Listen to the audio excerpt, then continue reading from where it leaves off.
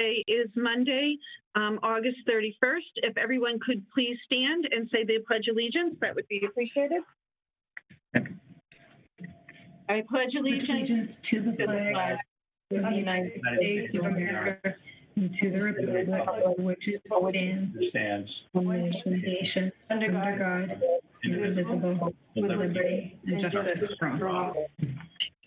Okay, thank you. I'm going to, right before I read our school committee statement, I'm going to ask all the participants today to please stay muted, and for folks who are not on the committee or not presenting to stay off camera. I greatly appreciate it. We want to be respectful of everyone talking, and we want to be able to hear people without interference. The Leominster School Committee statement. The committee represents the needs of all Leominster public school students and places their interests above all others. We will exercise leadership, adhere to our protocols, and base our decision upon a reasoned assessment of all available information. We will advocate for each of our schools and support high-quality public education in Leominster. So at this time, I'm going to open up the public forum. I need to let everyone know that I do have a list of folks who had responded that they are going to address the committee. I'm going to call each one of those.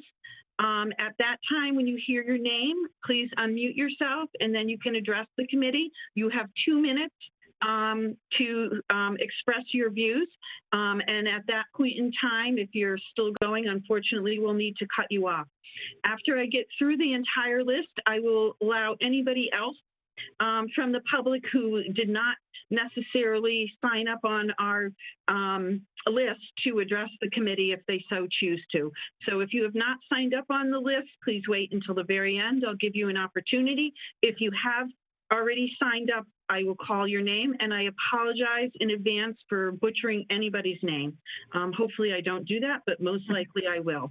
So please bear with me, okay? So the first person that needs to unmute and address the committee is Amy Gogan.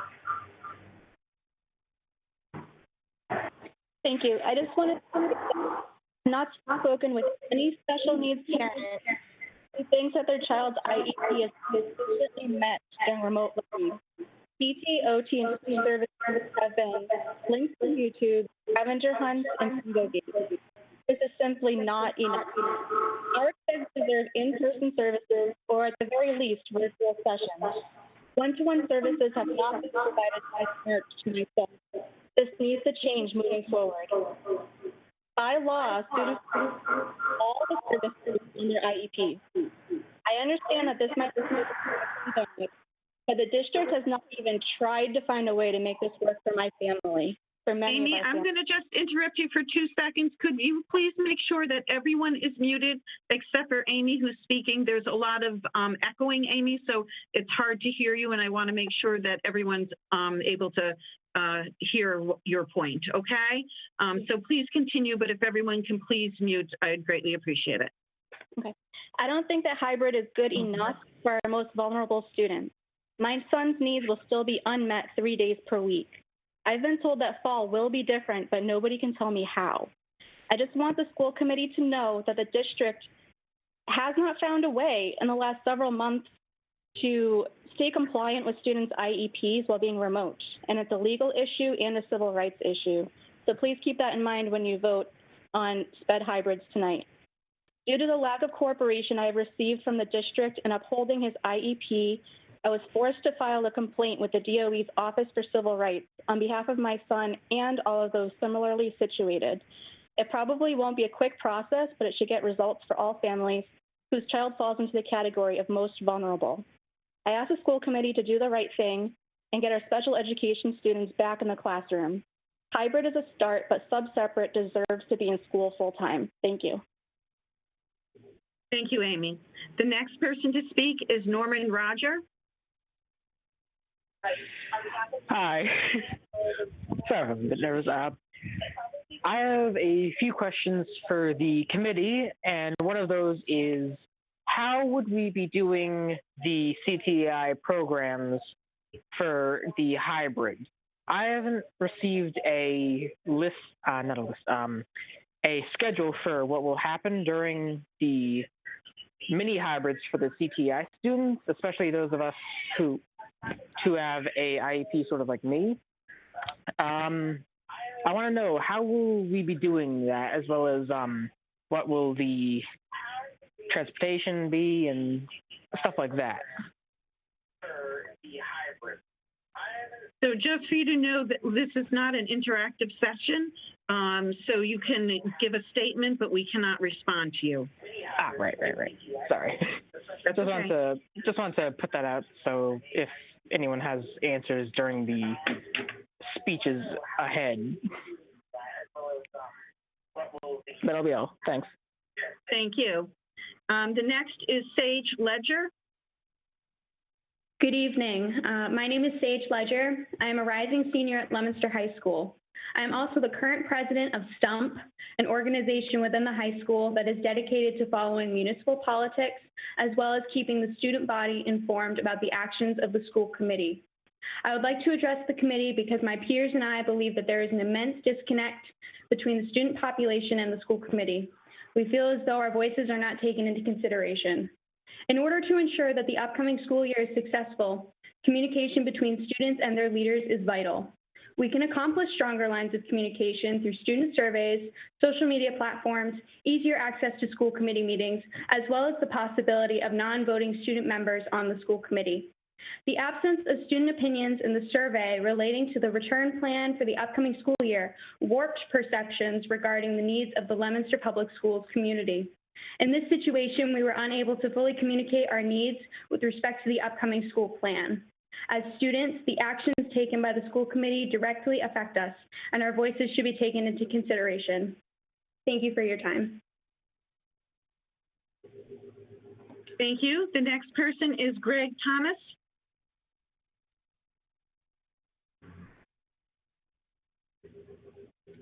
Hi, everybody. I'm Greg Thomas. I have two children in the Fallbrook school system. And, you know, I don't want to repeat something that's already been discussed here and kind of reemphasize that. But I do want to focus on something that really hasn't been talked about, which is, you know, the teacher's perspective and understanding that there's some dynamics here that we need to make sure that we're addressing. One is that, you know, the teachers have to adhere to all these things, and we're trying to get everybody on the same boat, but understand that we have a very short window of time, and there's some hardware needs, there's some educational needs that need to be addressed so that they can run their classroom. And I would really advocate for the teachers to have the opportunity to get as part of a cross-functional team to help advocate for the way we should configure and run our classrooms from the different grade levels, regardless of whether we're hybrid, whether we're remote, and kind of exactly what Sage said, which was, you know, excellently and well put, is that the students need an input in this too. They're the ones that are going to class every day, and we need to get some input from both groups when we make these decisions. And I don't feel like that's happened. So, thank you for your time, and I appreciate the opportunity. Thank you. Bonnie Budd, is there next person up?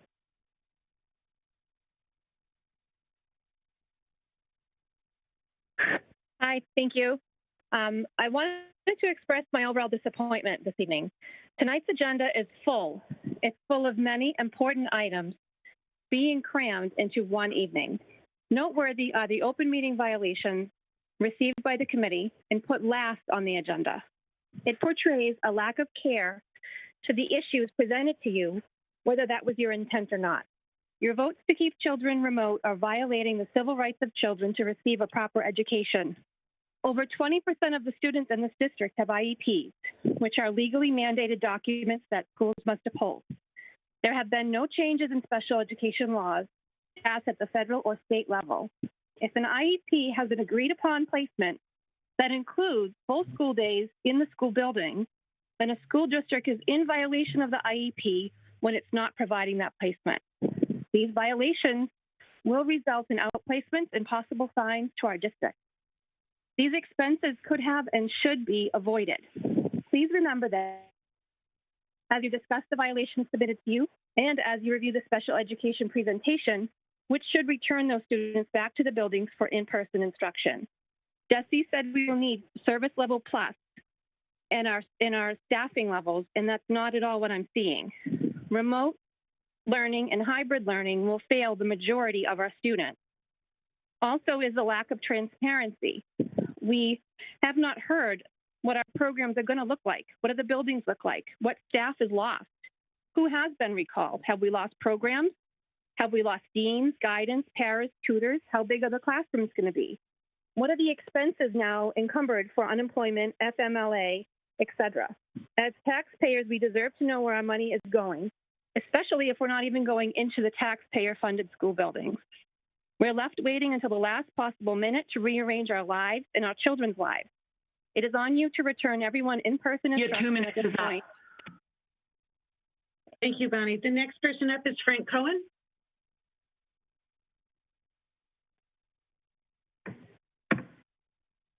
May I put on the video, please? Yes, you may.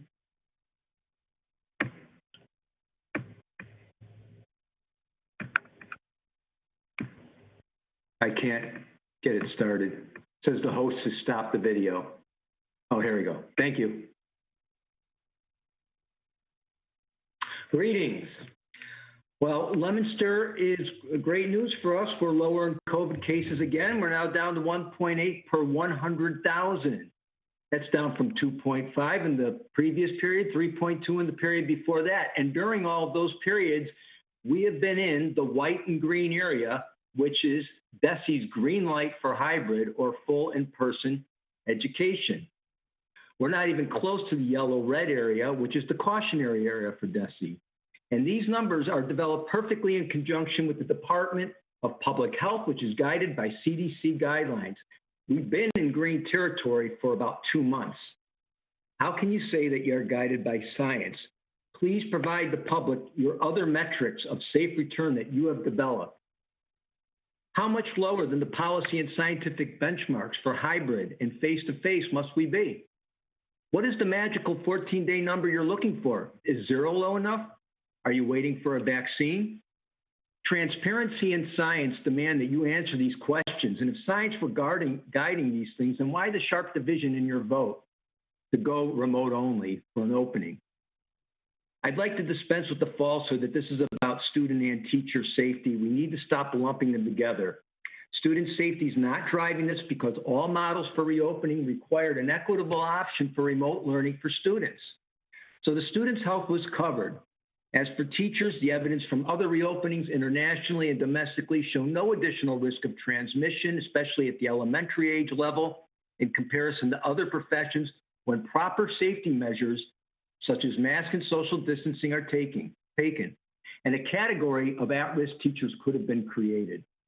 Personally, I'm teaching in the most hazardous situation, a residential college campus home to the age group super spreaders of 18 to 29-year-olds. We're using a hybrid model, lower exposure. We're wearing masks and maintaining social distancing. Your 2 minutes is up.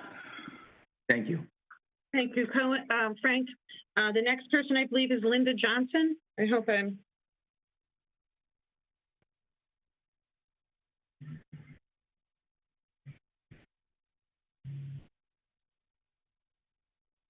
Is there a Linda Johnson who would wish to address the committee?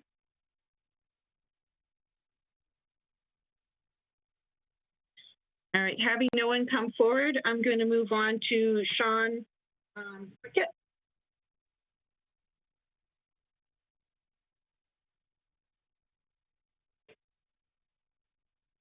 Sean Prickett, if you're out there, it's your turn to address the committee. All right, does not appear that he's here either. We'll move on to Vanessa Vasquez. Hi, I'm here. Go ahead. Hello, everybody. I wanted to start with the World Health Organization's definition of health, which is a state of complete physical, mental, and social well-being. And I think that remote learning is a public health disaster.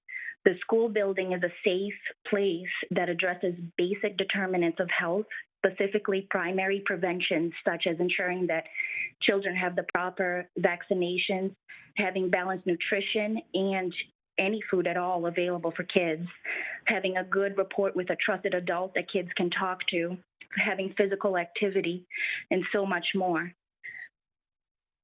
Remote learning is not mandated by law, and it has turned also into a social determinant issue because Apple Wild is a private school nearby, and for $23,000, you can send your child to in-person learning.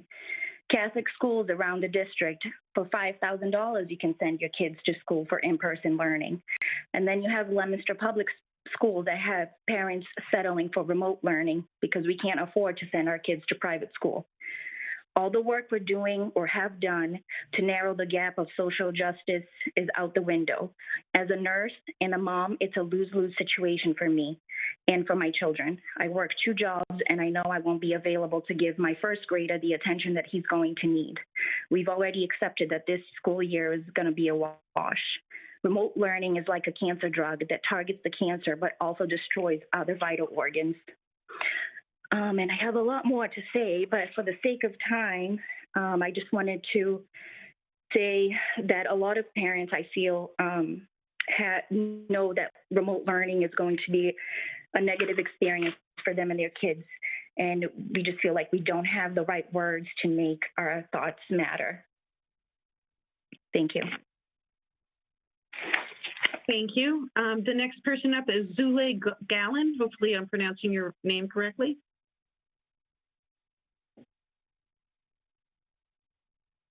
Is there Zule Gallen wishing to address the committee? Then we'll move on to Wendy Anderson. Hi. Can you all hear me? Yes, go ahead, Wendy. First, I would like to say, as I have in the past, that I know personally that your job isn't an easy one, but in this unprecedented time, I'm sure it's even more difficult. So thank you, school committee members, for serving the community. My concerns this evening are, as they have been for a long time, adequate funding so the superintendent can adequately staff the schools. I'm very concerned that there seems to be this impression from the city and or the mayor that if we are starting the year remote, that the need for teachers and classroom support staff is lower. This is absolutely not the case.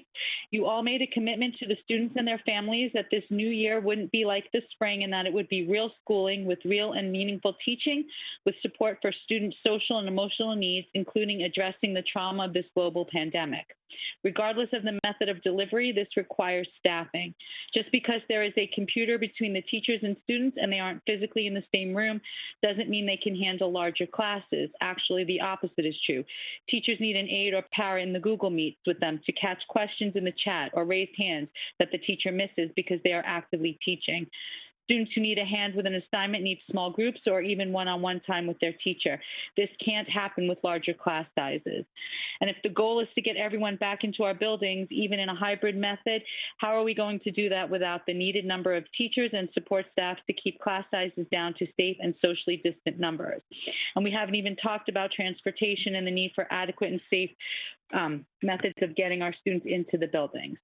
So shame on our city for failing our children for so many years and now compounding it during this time of crisis, and I thank you for your time. Thank you. The next person up is Sandy Kuchera.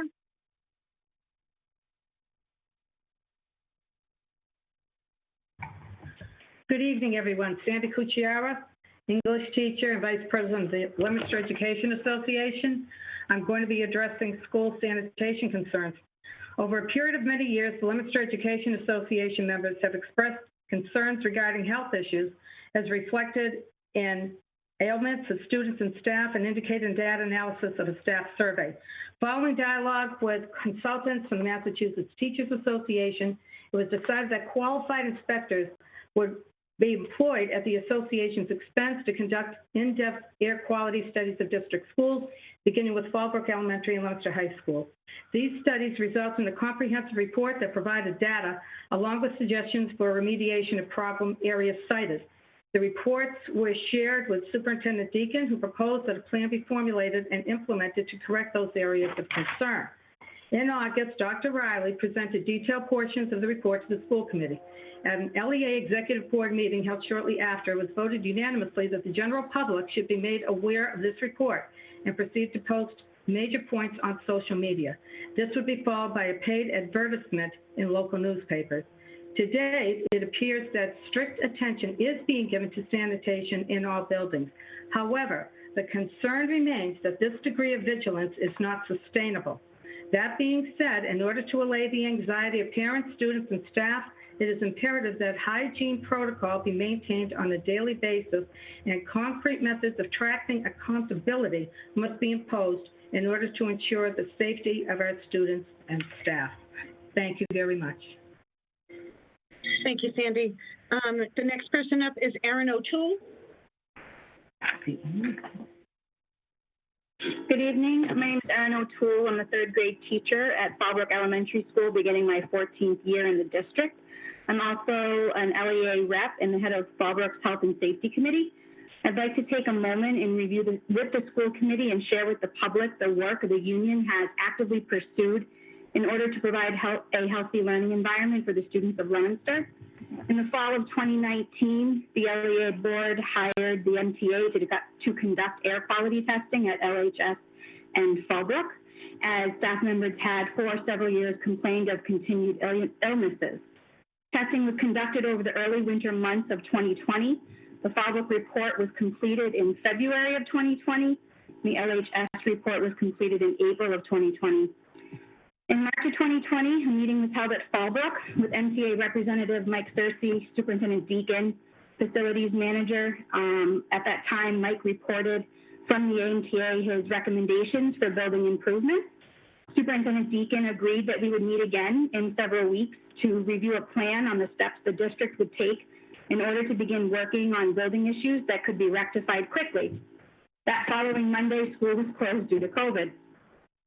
Two meetings were held in July, one with the mayor on July 6th to review the reports, and a second with members of the school committee, MTA rep, Superintendent Deacon, Superintendent of HR, Jim Riley, and LEA union members on July 31st.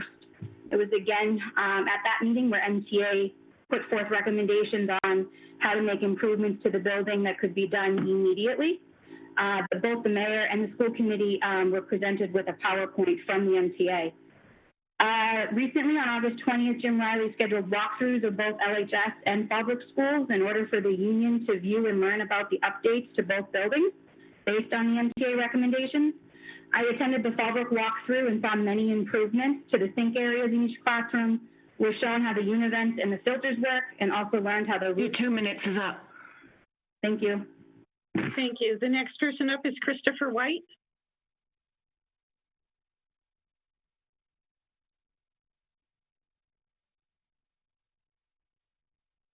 Is Christopher White there? I'd like to address the committee. It's my son. Let me go get him. Maybe the other person can go, and then I'll go get him. Okay? Okay. We'll move on to Michelle. Is it Serrating? I might be mispronouncing your last name. Hi there. Thank you so much. I just wanted to put a thought out there that I know that my child would benefit from some in-person learning and wondered whether there would be any tutoring available while they are going to school remote to help supplement the education and interaction that they won't be getting through Zoom calls. My daughter is a very good student, but I know that the one-on-one interaction cannot be duplicated through a virtual screen. So the statement I wanted to make was whether there was any funding being allocated to help supplement during this time of remote learning. Thank you. Thank you, Michelle. We're going to move back to Christopher White. Hello. Hi. Go ahead and address the committee. I didn't really know what to say. I was going through the thing late at night. I thought it was just like a general thing for asking questions afterwards. Okay, you don't need to speak at all. This is your opportunity to address and let the committee know if you have any thoughts that you want us to consider. But this is not an interactive session, so we would not be answering questions at this time. Oh, okay. Sorry. But they may be addressed, you know, during other people's presentations later on during the meeting. Okay, sorry. Apologies. I thought that's what it was. Sure, no worries. Questions. Yeah, great. Thank you very much. We appreciate it.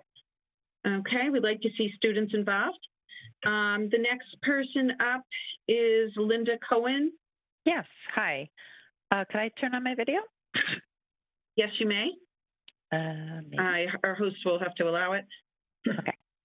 I think he's doing that. Okay, just tell me when. Nope. Steve, can you turn on Linda Cohen, please? I think I'm in as Linda Gordon Cohen, so that may be confusing. There we go. Okay. That was it, Linda. That was it. Yeah. Sorry. Okay. I'm Linda Cohen, and I live at 949 Union Street, and I want to thank you for your attention today. At tonight's meeting, the school committee is going to vote on whether there should be some type of revised sports program, as well as whether CTE and people with special needs will also have some type of hybrid program. We've already voted for the total population to have remote learning for everybody's safety. Now we're going to have some other votes for sports, et cetera. And I do have some questions, which I'm asking can be answered later tonight. Why are some students going to be potentially allowed back in school while others are not? Don't all students benefit from an in-person education? Are we saying that some students deserve to be more safe than others? And don't all students deserve the option to have the same level of safety?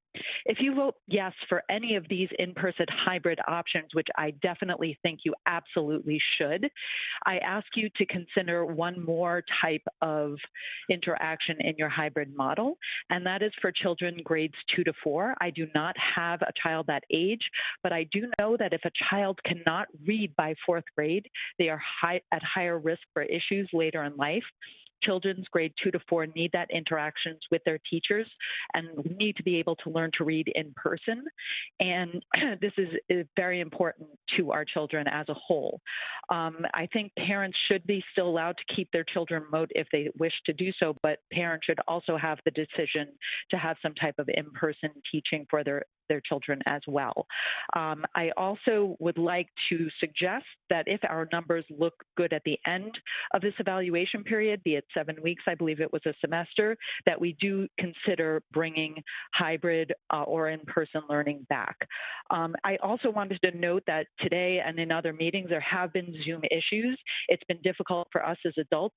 Think about our teachers and our kids and how these Zoom issues are going to affect them as well. And finally, I just wanted to shout out to Sage Ledger. She is a wonderful example of our high school students, our STUMP program, and I really I hope students like her will be given a voice on the committee, and I would like these students to have the opportunity to learn in a way that benefits them. Thank you so much for hearing my voice tonight. Thank you very much. The next person up is Mary Ann Finney. Hi, good evening. Can you hear me okay? Yes, we can. Thank you very much for allowing me a moment to speak. As you might remember, I had sent a letter to the committee over the weekend after I had given some careful thought and after speaking with many other public school parents. My kids attend a parochial school from basically kindergarten until 5th grade, and they overwhelmingly wanted to go to public school last year to begin junior high. I sent them to Samoset because of the reputation it had for amazing discipline and the kids that had been graduating from there, many of which were my young cousins and nieces and nephews over the last 20 years. So remote learning is one thing, and I'm certainly someone, as other parents would say, that I 100% agree that remote learning is not the best, but we have things we have to take into consideration. My largest concern is the fact that children are the in-person impact. There has not been sports, there has not been in-person activities since the last spring. Most camps were canceled this summer, so it's pushed children to be online. And in the current online environment, most parents can attest if they're paying attention, there's a lot of bullying going on. Some of it's soft bullying and some of it's hardcore. Having these additional teachers, having the deans of students back in the system and being able to be accessible to parents, to children, who need them is going to be vital, especially being remote, where kids are pushed online, not only for school, but for their after-school activities if sports and other things have been canceled, which I know you're voting on this evening for some of that. But I would just implore the school committee to think about that. I've got 2 preteen daughters, and I've already seen some bullying online over the course of the summer, some with school people and some with other people who don't know. So my biggest concern is to get the deans and additional teaching support into the schools as soon as possible so that they can assist and allow children a safe place to go other than their parents for those who don't feel comfortable talking with their parents.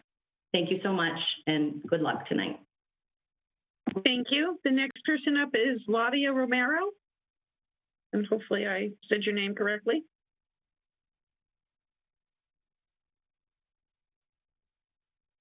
Is there a Ladia Romero who would like to address the committee? All right, we're going to move on to Carrie Noseworthy. Good evening, and thank you. Can everybody hear me? Yes, we can. Thank you. I want to speak about the importance of prioritizing mental health and safety of the children and the families this evening. I'm extremely concerned with the number of special education families or families whose children haven't been tested yet that are talking about having difficulty getting their children's needs met.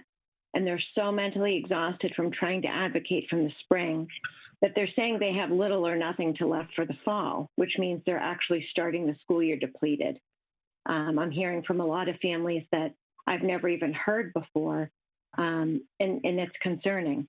Again, I want to especially highlight children accessing special education, English language learners, and CTEI students this evening, as I feel they are the most vulnerable populations, as was discussed at the last meeting. Like Wendy Anderson pointed out, I'm not sure how many teachers were brought back, but I'm very concerned about everyone being very understaffed, as has already been spoken about bullying, and how will ELL needs be met online? How will the tech students access their trades, their visual learners? It's not sort of a choice, it's something that they need. I guess I'm just going to go off script for the rest because I don't have a lot of time, but again, we all talk about mental health and people are like, yeah, that's a really good, important thing, but I'm not hearing a lot about that. And again, I do want to stress to you the number of families that I'm hearing from whose parents are already starting the year depleted and scared and nervous, and their kids' needs not being met, and the kids being in a very stressful situation. I don't know if it's been mentioned, but again, you know, they're coming in, especially the teenagers, middle schoolers, teenagers coming in, you know, all of the social unrest and everything that they're bringing to the table. We can't just say, here's some guidance counselors and school psychologists. And I really, really hope that they will build in mental health throughout the day for our students, because The 2 minutes is up. Thank you. Next person up is Leah Burns.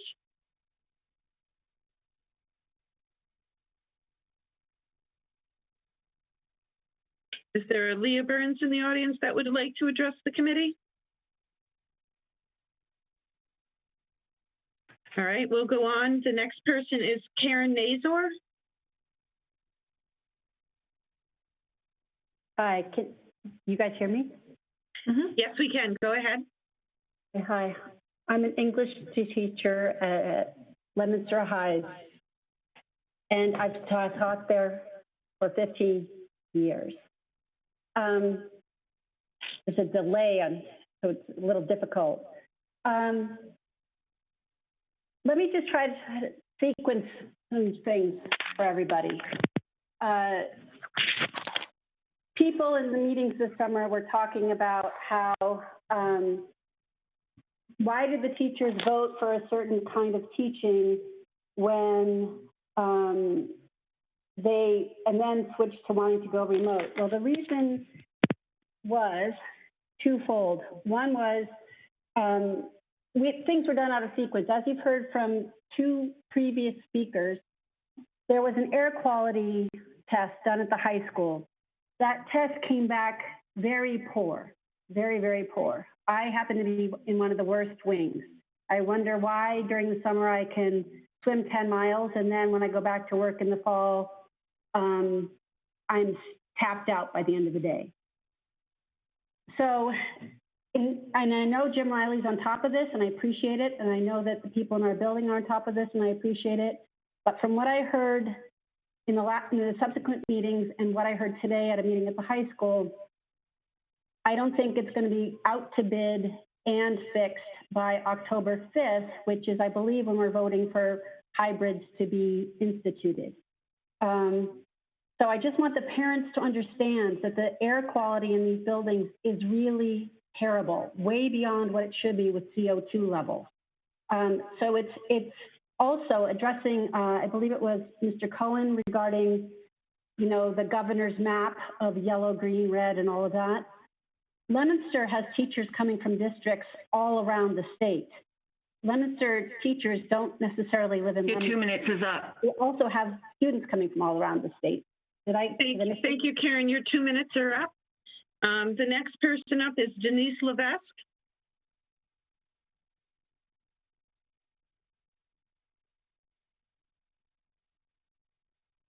Denise Levesque, would you like to address the committee at this time? Yes, can you hear me? Yes, now I can. Thank you. Go ahead. My name is Denise Levesque. I live at 165 Samoset Drive. As a person who speaks out when I find a problem with the schools, I wanted tonight to actually say thank you to the administrators and guidance counselors at LHS for their hard work over the last few months. While I wish Leominster had voted for a hybrid model, as my son is entering his senior year, I appreciate the hard work that has gone into the remote plan.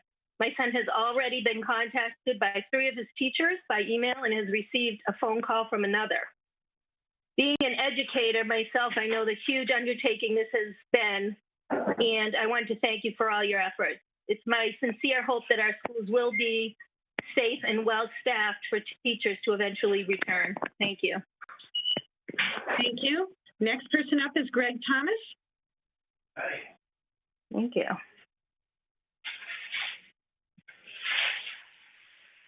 Is there a Greg Thomas who would like to address the committee? I did speak earlier, but I'm happy to speak. Oh, okay. Sorry, you might be on the list twice. I apologize. That's okay. Yep, didn't realize that. I'm just going down. So then we'll move on to Robert Lee. Is there a Robert Lee who would like to address the committee? Yes, can you hear me? Now I can. Go ahead. All right, I know I only have 2 minutes, so I apologize if I'm talking fast. I live in Leominster. I have 2 children who are Leominster school system products. I teach at Leominster High School. I teach special ed. I have one of my children who's in the CTEI program, so I have kind of a dog in all fights. I just wanted to say that for the past few days, this is into our 2nd week, we teachers are distance learning. We're video calls, workshops, reading, working on our own, working in small groups. And I know for myself, I know that for the people that I have in contact with, we are doing everything we can to make it enriching and meaningful, this remote learning. It is not ideal. I would much rather be in front of my students, but it's not the same as last spring where it was kind of dumped on us. We are doing a lot of good stuff and looking forward to making it as good as possible. That being said, I understand about certain groups and these mini hybrids and people coming back. I just want to caution the idea of bringing students en masse back to the high school in the middle of November, which is when the 2nd term starts, scares me for the simple fact that it'll be about 2 weeks after a Saturday night Halloween. Then we'll mix all these kids in, either 1,000 or 2,000 of them. They'll then break for Thanksgiving recess where they will interact with their families in-state, out-of-state, bring them back into the school system, and then send them back out for Christmas and New Year's. Again, these are high school kids, but they'll share each other's gum. They'll pull down their mask to sneeze. So I'm very concerned. But I just want to say it'd be better 3 weeks after is the start of 2nd semester. It's into January. It gives us a chance to get a little more information, possibly a little more better weather, and we'll know a little bit more in the community 3 weeks after New Year's, as opposed to right in the middle of that holiday season. 2nd term is a real bear in the first place with all those holidays and breaks.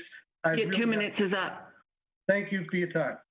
Thank you. The next person up is Ashley Rusholo.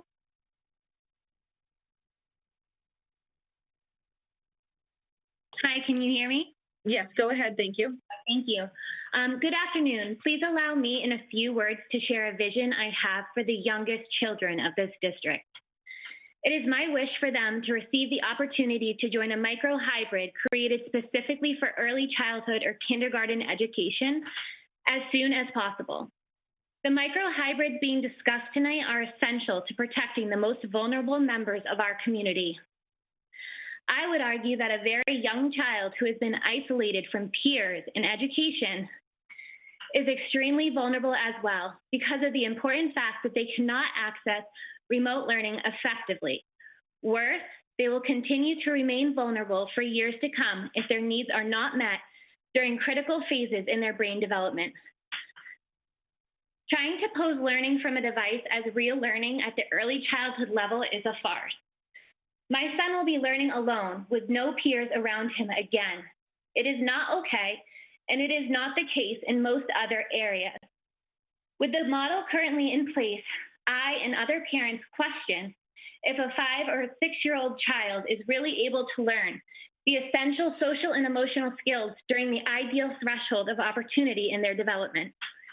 The sad answer to that question is what brings me here today and why a micro-hybrid must be created to address this need immediately. I'll finish by saying this. A young child's mind is wired for connection. Where the brain fires, it wires. Too many children in this community are now wired for stress, loss, loneliness, and other issues that simply getting them inside a safe classroom a few times a week can remedy in big ways. Families should not be coping alone. Waiting for the first quarter to end will be too long. They've waited long enough. Now is the time. I suggest this micro-hybrid implemented in some capacity immediately. Let's get childhood back. Tonight, let's make a commitment to provide unwavering support to the at-risk, vulnerable students and include the littlest learners who need us and need school. Thank you. Thank you. Nona Ojala, you're next.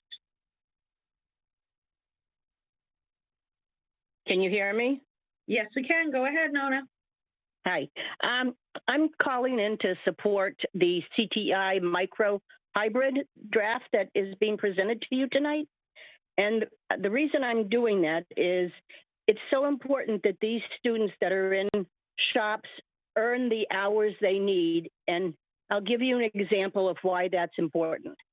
My grandson graduated CTI last year, 2019, and he spent 4 years in the electrical program there. Because of that, and the fact that he spent a year working now as an apprentice electrician, he's able to start his process to get his journeyman's license up at Miaa Tech. That usually is a 4-tier step. Each step is 1 year. And he was able to go in at level 3, which means he only has this year and next year before he can apply to take his test for his journeyman's license. It has now saved him $2,400 because he didn't have to go in at level 1. And that's because of the book hours and the shop hours that he was able to complete at CTEI. That's why I encourage you to vote for the micro-hybrid. So these students that are going into trades are going to be able to attain their shop and book hours that they'll need to go on to get their journeyman's license. Thank you very much. Thank you. Next person up is Linnea Ronfanil. No, I messed up your name, so I do apologize. But okay, Ms. Griffin, thank you so much. My name is Linnea Romhani. I live here in Leominster, and I'm a visual arts teacher at Leominster High School, as well as being an LEA rep. I'd like to address the status of the fine arts, which includes obviously visual arts, music, and theater, as well as the physical education staff as they currently stand. As we reconvene, the staff in these subjects has been slashed, and many are expected to teach asynchronously, which means videoing their lessons. At the elementary level, only 2 teachers in each subject will be servicing all 4 elementary schools. Downtown administration has stated that these will be basically filmed and serve only as enrichment with no assessment and no interaction. At the middle school level, these teachers are given 1 period during the entire school day to push out lessons at one time to 3 different grade levels. Again, no assessment, no interaction, and no opportunity to build significant relationships. We've worked diligently for years to build programs that progress students through the system so that they build on the skills that we give them and that they can excel in their areas of expertise. It's highly problematic for students whose skill building is interrupted at an early level as they move through their schooling. Our programs will lose the competitive edge that we've built and that are on par with the top programs in our state. At the high school level, student access has been severely limited, which they require to build their skills necessary to gain entry into top-level programs, of which we have sent many kids to the top programs in the country. By marginalizing the programs, we are hindering our students' success. There are safe ways to teach remotely and in hybrid situations to ensure students build their requisite skills. As arts and physical education teachers, we are dedicated professionals who take our curricula seriously. We provide a vital educational foundation that is fundamental to the students of this district. In a district that professes a commitment to social emotional learning, fine arts is absolutely critical. Thank you. Sean Green, you're up next.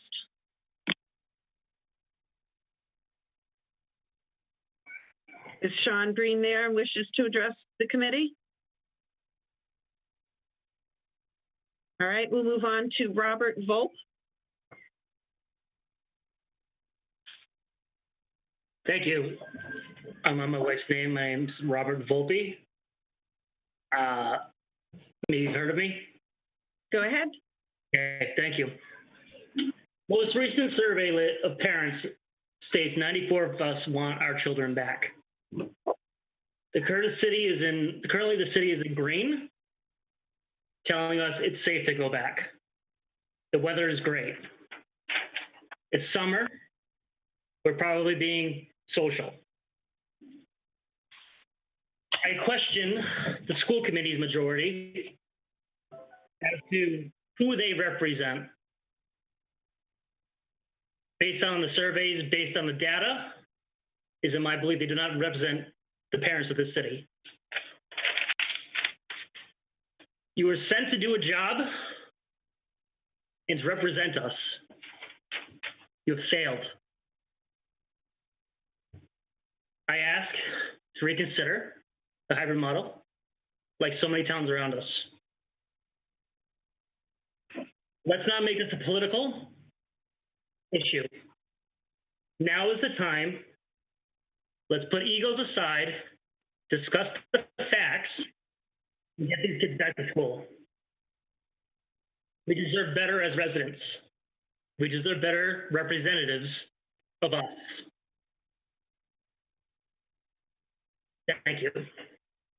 Thank you. I have your wife, Caitlin, listed as well. Did she wish to speak? Yes, I do. Thank you. Go right ahead. My name's Caitlin Volpe. I live at 20 Shady Lane. I am very disappointed in the decision of the school committee to go remote. You're totally ignoring the pleas from the majority of the community that you serve for some form of in-person learning, and for no good reason. Our infection rate in Leominster has not increased, and Leominster is in the green. There is no better situation that we can be in. Every neighboring city is going hybrid, so I'm extremely confused as to why we can't. Social skills are already taking a hit, and kids are getting depressed. Have you even considered setting tents up outside for teaching if being in the classroom is unacceptable to you? Neighboring towns and cities are able to do this. We need to be creative. Our kids have a right to in-person learning and deserve this so much. To go 100% virtual is a total fail on your part. You are failing our children in this city, and you are setting them up to fail. Your elementary school children need in-person learning with their teachers to learn how to read and write. There will be severe regression. Basic life skills that they are being denied. I also want to mention sports. How is there going to be a vote for sports when virtual is being performed? In my opinion, it's saying that sports are more important than academics, and it's hypocritical. is proving that the decision to go virtual rather than hybrid is political rather than being based on science. With that said, if we must go with the virtual mode of schooling, I would like to know how families will be able to get reimbursed for all items that they need to purchase for this. My husband and I have purchased 2 desks, chairs, ink for our printer, printer paper, binders, and more. We also need money to boost our internet service, as all 4 of our family members will be now online for school and work. Also, I would like to see financial help come from the city now that many people need to leave their jobs to support this virtual learning platform that the city decided on. When can we expect an email for this reimbursement and financial help, or where can we send our bills and receipts? Problems need solutions. We shouldn't just— 2 minutes is up. Shouldn't be told to figure it out and it's not right. Thank you very much. So this concludes the people who've previously signed up. So I will now entertain anybody else who has not addressed the committee already, who would like to address the committee during this open forum. So if you can please unmute your microphone, state your name and address for the record, please. I would, please. Go ahead, Devin. Devin Gates, 25 Colonial Drive. I spent last year as the health teacher at Leominster High School, along with another health teacher. We are both currently laid off at the moment. This is a big concern for me in terms of the well-being of our students. With no health teachers at the high school right now, we are putting our students at serious risk. Health education is vital to our students, given our current environment, considering the pandemic and social and racial unrest. Health education at its core helps students with self-awareness, social-emotional wellness, developing healthy coping skills, and preventing risky online behaviors. Besides the health teachers, there are other dedicated teachers who left their jobs who made a commitment to Leominster, only to be laid off and no clear plans for the future. Despite that, they are still committed. They have volunteered at numerous functions, including graduation, car parades, providing meals, extracurricular activities, the list goes on. I implore the city to commit to rehiring these teachers and staff as they remain committed to our students and community. The students deserve it. As far as the athletics go, obviously I'm for it. Social emotional health is a big deal, and it does seem like our district and our area is safe to do so. So I please ask for a yes vote there. If we can adequately provide for our schools with teachers, resources, materials, athletic fields, the sky's the limit for Leominster. I know people are working hard for our students, but the current disconnect between city and schools is a blemish on our proud city. This is not personal towards one person. It is a plea to the city to exhaust all avenues to provide for our students with what they deserve. Thank you. Thank you. Would anybody else like to address the committee? Please state your name and address. I would. I'm Christopher White, 24 Field Road. All right, go ahead, Christopher. I wanted to address the committee. I'm a student at Leominster High School, and I just want to make sure that we will go back to school, at least in some form, in CTI at least, because we're probably not going back in our academic things because of the vote, but we need to go back. I've known friends who have like freaked out at home for these 6 months because they've not been able to see anyone. I've had friends that have not been able to see each other for months because they can't go because they're not going through school, and their parents are freaked out about COVID. People are losing tons of social relations because they just can't see each other through COVID because of COVID. And CTI, a lot of friend groups are in CTI together. Like I know there's a whole ISSN friend group. Most of my friend group is in ISSN as well, and it's an amazing place to see each other and not be depressed from sitting at home with no social relations for 6 months. I don't know how much longer a lot of people can take it. I've been inviting some people over my house so they can see each other again. It's just it's getting hard. Yeah, that's really all I have to say. Thank you. Would somebody else like to address the committee? Yes, I would. Okay, we're going to. Go ahead. I believe, was it Mary who was first? Yes, my name is Mary Caffarella, and I live at 4 Prospect Terrace. I'm not only a parent of 2 high school students, one being a rising senior and a rising sophomore. But I'm also Leominster High School Band Music Boosters president. I would just like to say a couple of things. I feel that the seniors are not getting their shot at in-school classes. They will be forgotten. They need to be in school. They need to have what their fellow seniors have had in the recent years. Sophomores, how are they going to get their class rings? How are the students going to have their pictures taken this year? Just some things to think about. Also, deans. If they are going to be teaching and doing their dean job, that's not going to work for them. They need to be doing what they are doing as a dean, not as a teacher as well. And if you bring back sports, what about the marching band? Marching band can be 6 feet socially distanced on a playing field while performing. Just wanted to give you my 2 cents. Thank you for listening. Thank you. Then I know there were 2 other people who were trying to come in. How about the phone call ending with 4896? Yeah, this is Sean Green. That 4896 is the last law. Go ahead. So I come to you today as a parent of 3 children in the school system. I have a child in Leominster High School, I have a child in Skyview, and a child starting at Free Street. I could honestly say I'm heavily invested in the decisions that you make. Maybe that's the problem. Maybe if I had no kids in the system, I would look at it differently. Maybe if I had nothing invested, I could have gone against the teachers, the superintendent, the mayor, medical professionals, DESE, and over 80% of the voting public. I think you could see where I'm going with this. So it makes me wonder why. Why is it that a panel of people who won't be affected are the ones whom can make the decisions for those whom will? What could possibly make you think that you know better? To be honest, the way I see it, this decision was not made for what's best for the kids or for the families of Leominster. No, I think this was some sort of political move. I don't know what to end, but I want you to know this. We the people see you, and in 2020 is not a year we shall easily forget. You may not be up for election now, but you will be soon, and I believe I speak for the vast majority of people who voice their opinions that we, the parents and family, have no confidence in this committee. Thank you, and have a great night. All right, so there was somebody else who wanted to address the committee? Yes, my name is Miaa Rijo, and address 17 State Street. And I just wanted to say I'm a mother of 2 kids, both in different grade, one in 3rd and one going into 5th grade.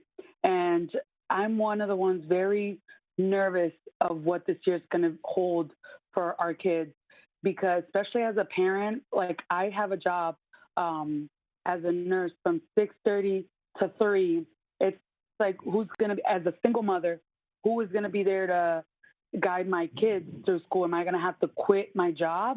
And then if I have to quit my job, who's going to pay my bills? You know, where am I going to get the help? Like, I understand if you're going to do remote learning, you also have to provide parents with a lot more resource, not only just for bills and to get by, but also provide us with the proper material to teach our kids. Like right now, like technically we're going to be doing a job of what a teacher is going to be doing, even though it's going to be remote by computer, but we have to be there with the kids. So thank you. That's all. Thank you. Would anybody else like to address the committee at this time? Yes, I would. Go right ahead. Thank you. My name is Mark Lyden. I live in 102 Tolman Avenue, and we have 2 children in the Leominster School system. And we've been very happy in the past with everything that's been conducted with our children. However, both of the parents are essential workers, and the stress that is placed on the parents as well as the children to make sure that they have somebody on site to conduct their learning remotely is immense. I can only stress to you how important it is that you please vote for some sort of hybrid system to help the citizens in this city that need your help desperately. Thank you very much. Thank you. Would anybody else like to address the committee? Please unmute yourself. I would, please. Go right ahead. Hi, my name is Jennifer. I have two students, one in middle school and one in starting high school. I do wholeheartedly understand all of the struggles that this decision is bringing upon many, many families, but I just want to say I support the decision for all remote learning at this time. I think it's in our students' best interest. I think it's in our teachers' best interest, and I am pleased that no one is forcing my child to sit 3 feet or 6 feet away from another student with a mask who may or may not be wearing that appropriately. That's all. Thank you. Thank you. Would anybody else like to address the committee? Hello. Go right ahead. Hi, my name is Cynthia, and I live on 116 Dale Avenue, and I'm a parent of two children in the school system. My daughter just left kindergarten in J8, going to first grade. I have a son that was in 10th grade, going to 11th grade for Leominster High. The way that it's affected both of my children, I can't even start to explain. My daughter missed half of year kindergarten. My daughter's letters are still backwards. Her numbers are backwards. This is a huge concern. She's going into first grade and going into first grade into a computer, not even with someone physically being there. My son is, he's in 2 more years, he's going off to college. Do you know the amount of effect that it has, that he's missing out actually learning? And my other concern is, you guys sent a survey to us parents to hear our voices, to know what our opinions is. Now I'm wondering, why was that completely ignored? Why were our voices hushed?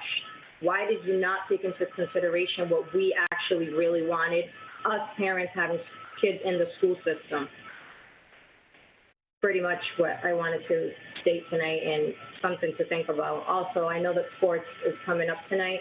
My son plays soccer all year round. This is all he's got to look forward to for the next 2 years before he actually leaves high school and goes off to college. This is all my son has got left. I know it might mean nothing to any of you guys in the committee because you guys don't have any children in the school system, but to us parents that we do, it's a big ordeal. It's something to consider and think about. Thank you. Thank you. Would someone else like to address the committee? What? Again, if anybody would like to address the committee, please unmute yourself and speak now. Go right ahead. My name is Roxanne Bones, and I'm at 157 Mechanic Street. I have 2 children in the school system in Leominster. One is at Northwest, and the other one is going to Skyview.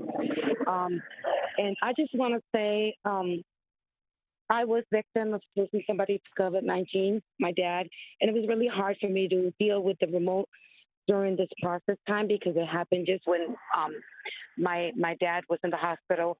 It was when everything happened, shut down and everything, school, work. I'm currently working. I have the ability to fluctuate in my schedule. However, I have a son who has a really hard time focusing. And it's my concern. Now he's going into middle school. It's his first year. And how are we going to handle with his 504? It's going to be like really challenging for me. And if I'm working in a public set, why can't we have our kids going in there? I'm doing what I can to keep my family safe, and I'm teaching them. So I think you guys really should consider all these factors. There's a lot of businesses around us open, and I haven't heard anybody shutting down from being infected with COVID-19. Thank you. Thank you. Would anybody else like to address the committee? A second time. Hi, my name is Natalia Watson. I live at 20 Lexington Circle, and I have 2 boys. I have a sophomore DTEI, and I have a senior at Leominster High School. I am for the mini hybrids. They need hands-on, and even remote, even if there's a teacher in front of the screen, kids are going to be kids. They might have their phone. They'll walk away from the computer. So it's still the remote learning in front of the computer, even with the teacher. Unless you're sitting with your kid and watching them, they're going to be distracted. My son has a 504 and an IEP. So those services haven't really been, they haven't really been working with my kids. About the air quality, if teachers and people have been complaining about it, why did we wait until 2020 to get this known about it? And why are we bidding? If all the parents want the kids to go back to school instead of bidding, I know things cost a lot of money, get moving. Why does it take so long for people to complain and for this to happen for all of a sudden, okay, let's get the air quality in when all these parents want the kids in school? That's pretty much what I wanted to say. Thank you. Thank you. Would anybody else like to address the committee?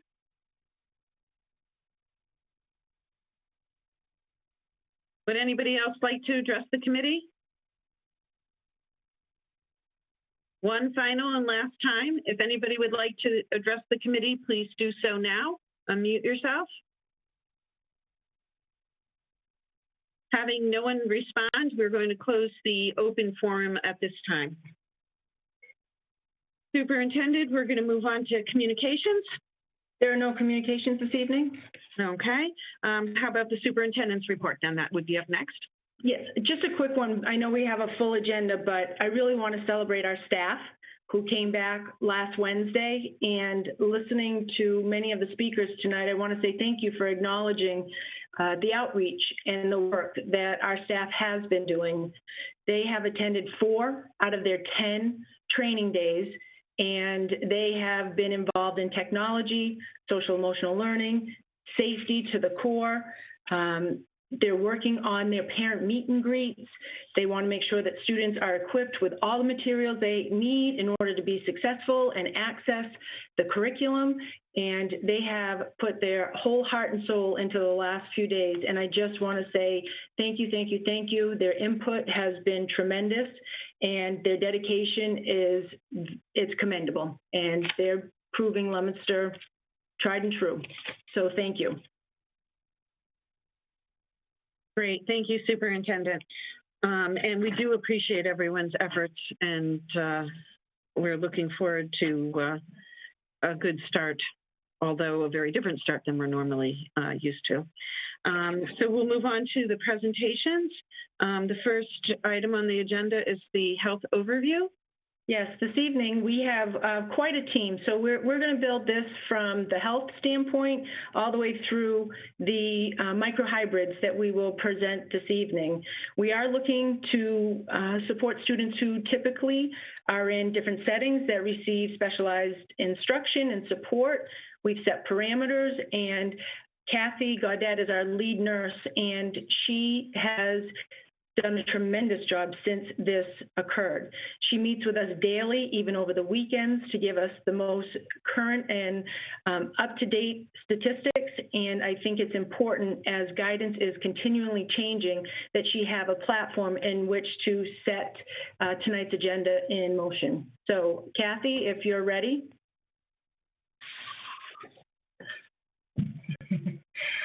Hi, everyone. I'm Kathy Gaudet.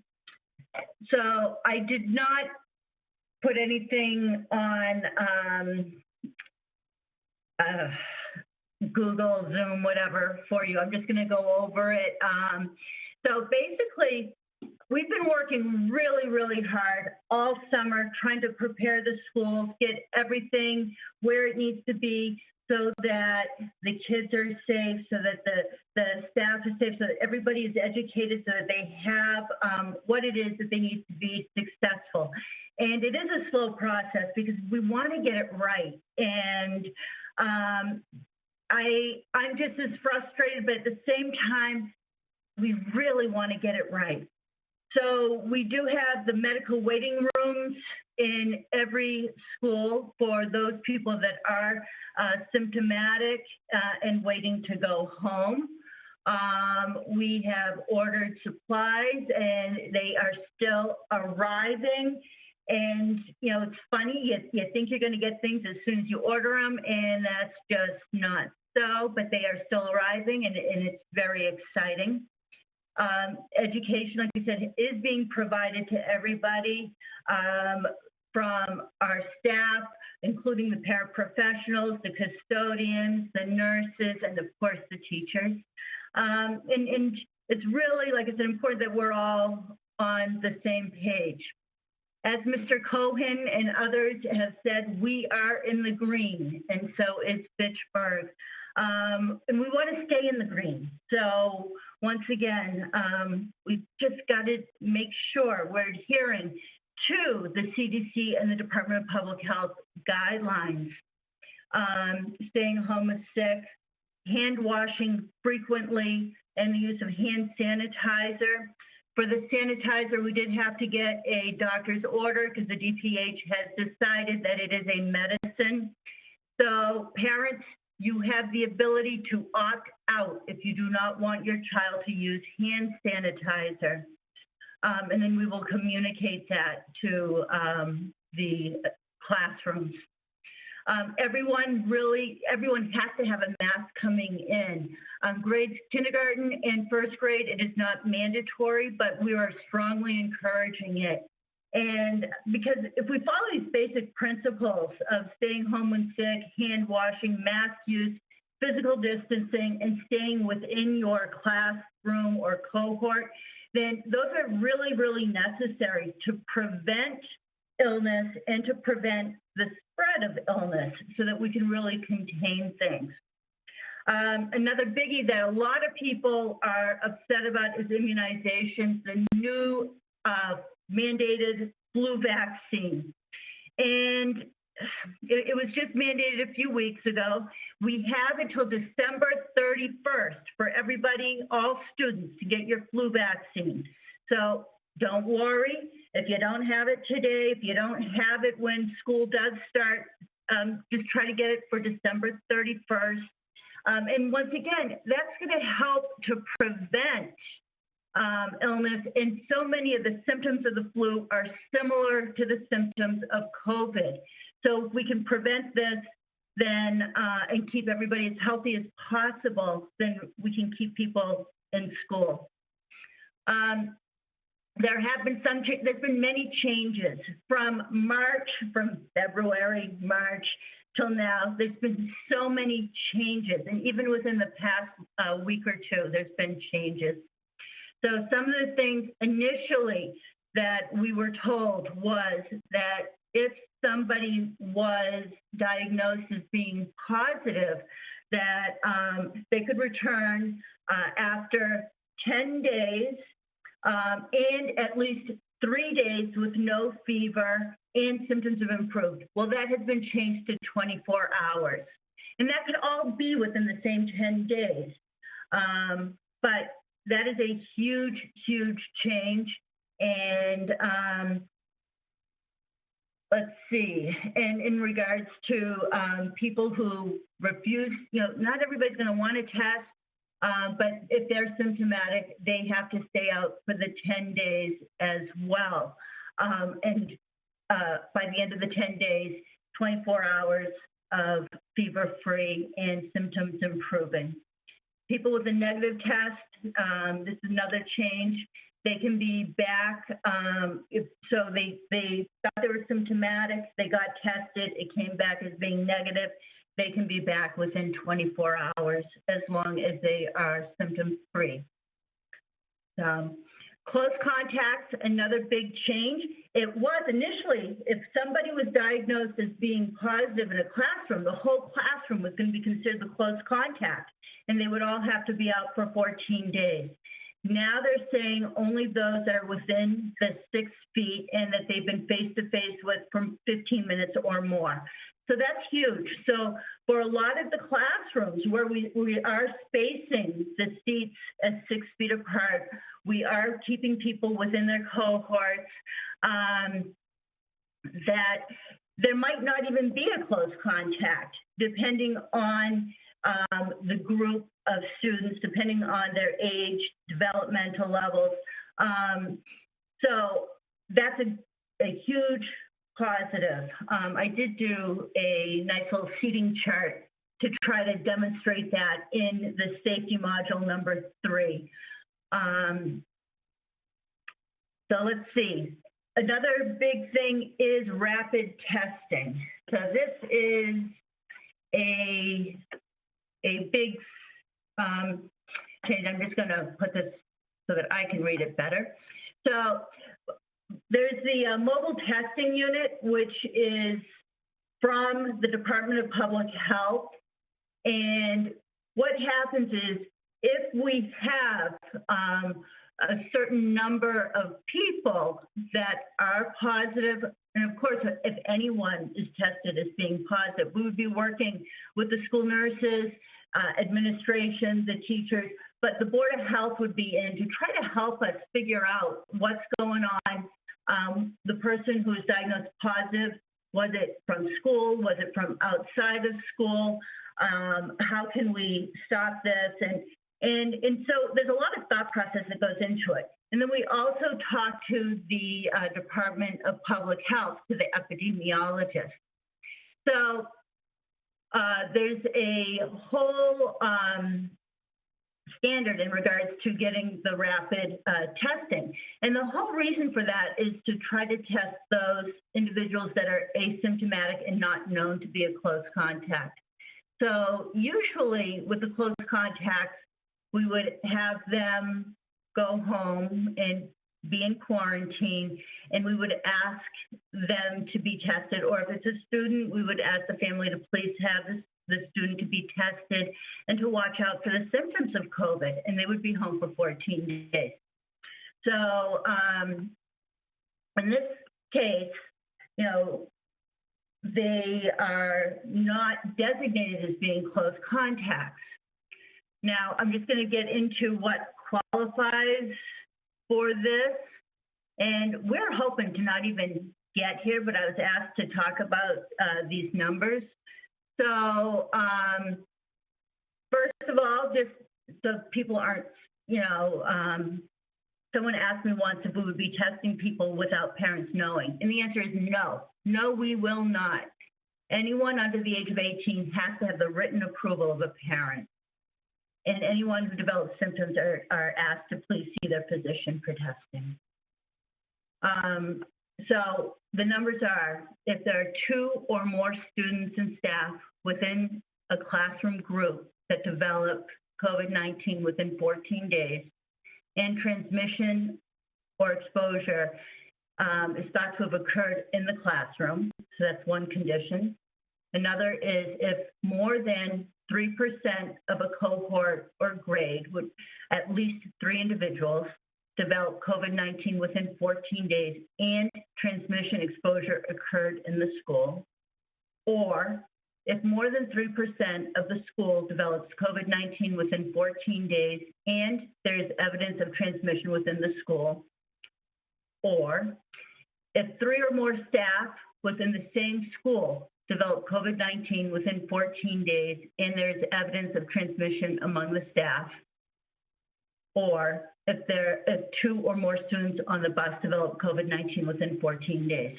Now, everything that we are trying to do is to prevent all of this. We don't want to do any of this at all. So we are working slowly, and we are bringing the groups in slowly to make sure, as I said, that we have it right. We want to not only stop the spread, we want to prevent the spread of any COVID-19 or anything else. And I am hoping that this year, not only will we have minimal to no COVID, that is my hope because of all the hard work that we're doing, but as a result, I'm hoping that we're going to see a lot less flu and a lot less other ailments, because we are washing our hands frequently. We are going to be having our masks on and keeping our germs to ourselves. We are going to be staying physically distant from each other, and we are going to stay home if we are sick. And I think, you know, it's a lot of hard work. It's very frustrating for everybody, but I think that by doing this, we will make a positive difference, and we will have school. Any questions?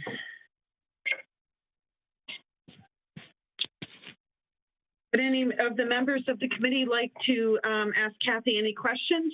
I'm just going to call in people because to see Isabel. Do you have any questions? I don't have any questions. I think this was super, super comprehensive. I just want to kind of point out that I know all of these are coming from the state, and they are definitely urging rapid testing, but I don't believe that there are any rapid testing sites in Leominster right now. Would that be possible if there's an outbreak in Leominster? Would we get more rapid testing? So what would happen is if there was an outbreak, they would bring a mobile from Boston. They would drive it down and they would do it on site. Gotcha. Thank you. That's it. Mm-hmm. Peter, do you have anything that you would like to ask? No, I just want to thank you for the presentation. I obviously looked over the guidelines myself and then listened to what you had to say as well. And it seems like we're taking all the proper precautions. Obviously, the state has kind of become a little more lax than originally, but hopefully, that's because we're remaining low at the moment. So I want to thank you about talking about it in a way that doesn't sound doom and gloom.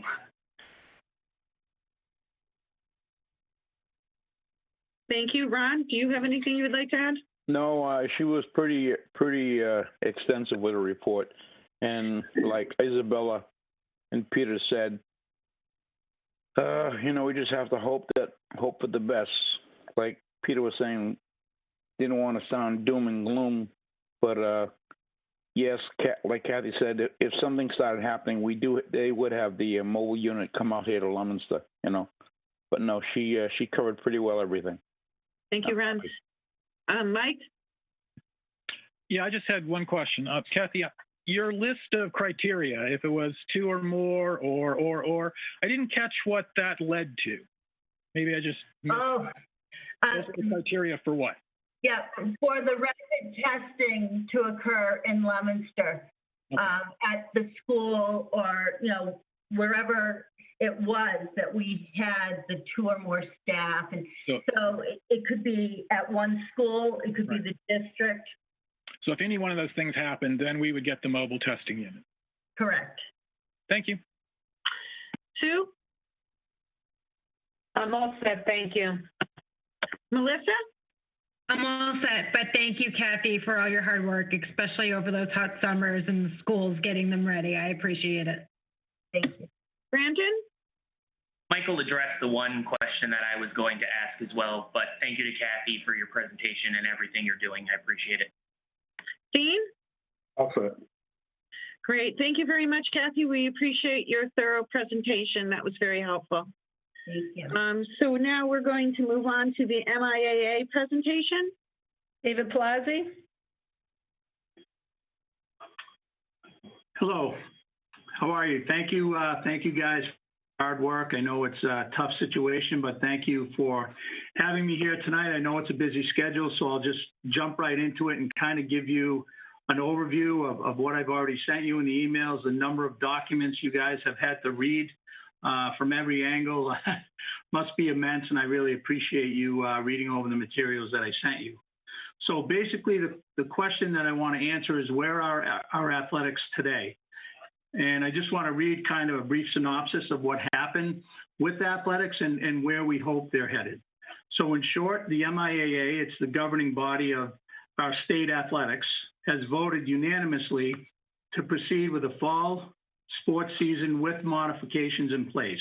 Because our district is beginning the school year with remote learning, the MIAA states that our school committee must vote on whether or not our school will participate in athletics this fall.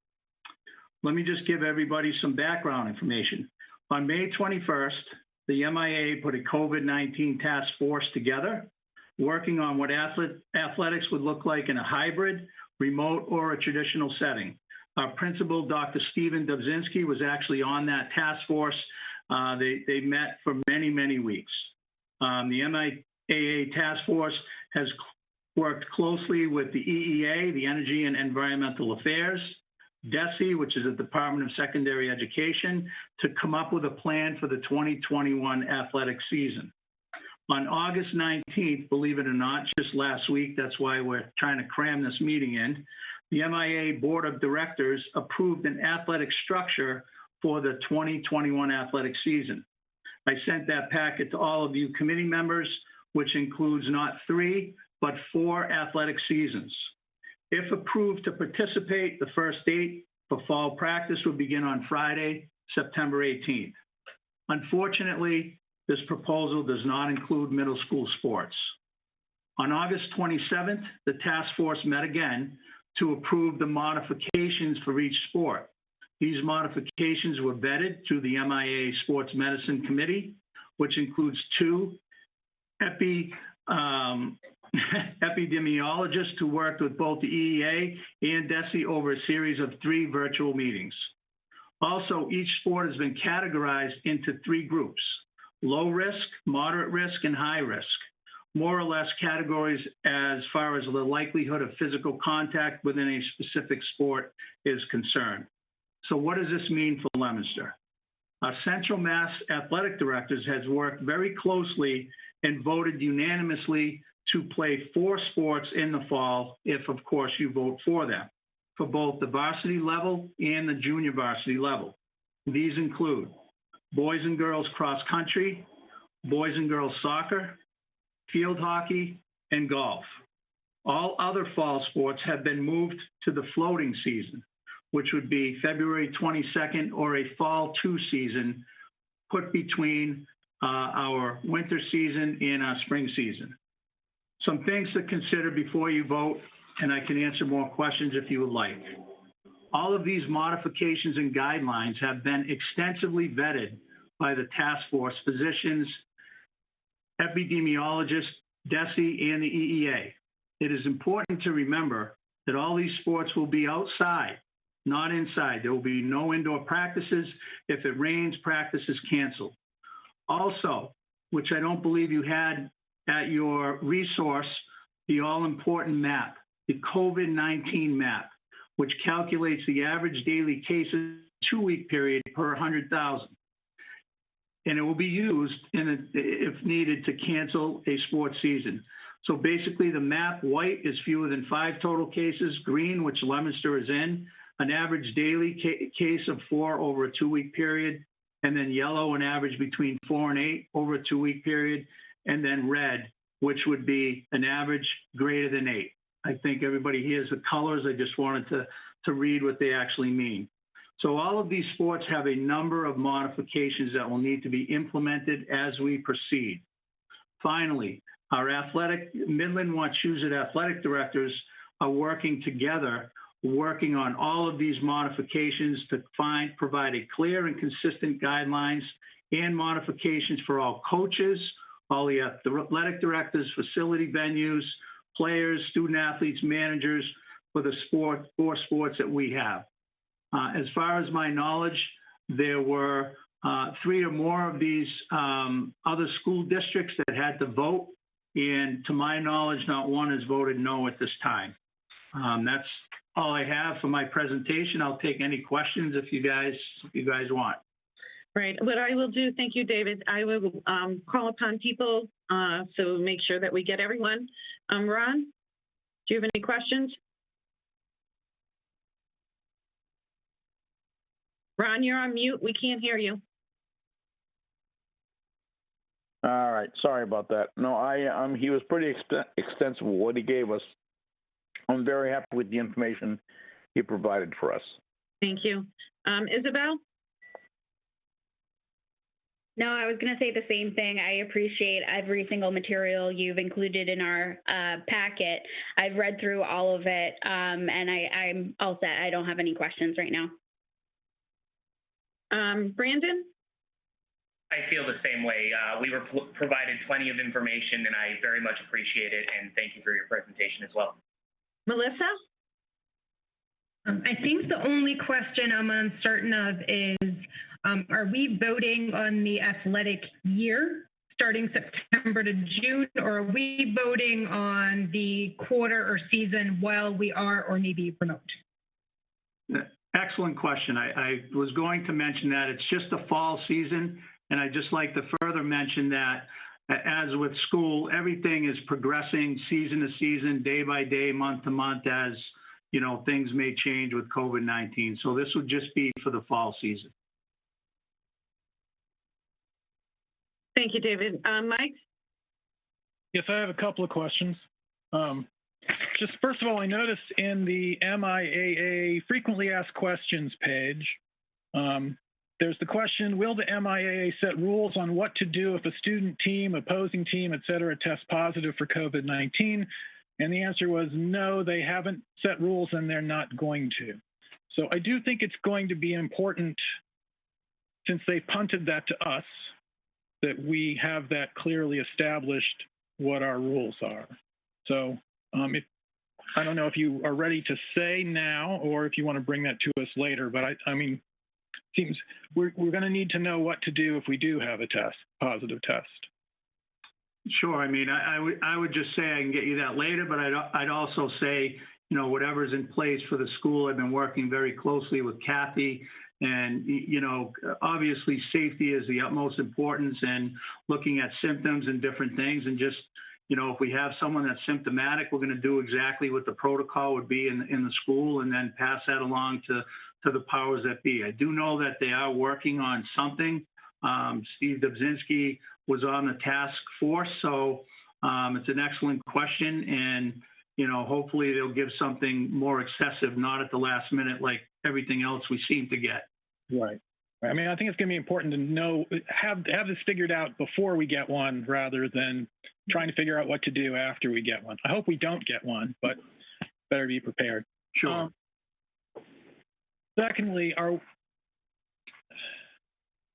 I know, for example, where I work, if we travel out of state, we're required to report that we've been out of state. I'm hoping that we will have a policy that if any athlete travels out of state, that they let us know, because if they go to a state that's on the hot list, we should probably have them sit out for a couple weeks.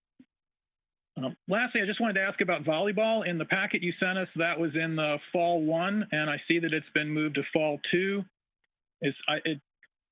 I'm guessing that you decided to take the safest course and only vote for outdoor sports. Is that what happened? Yeah, I'm sorry, Mike. I forgot to mention that. Exactly. So the three sports, the sports that have been moved to the fall 2, with cheer, girls volleyball, football, and unified basketball.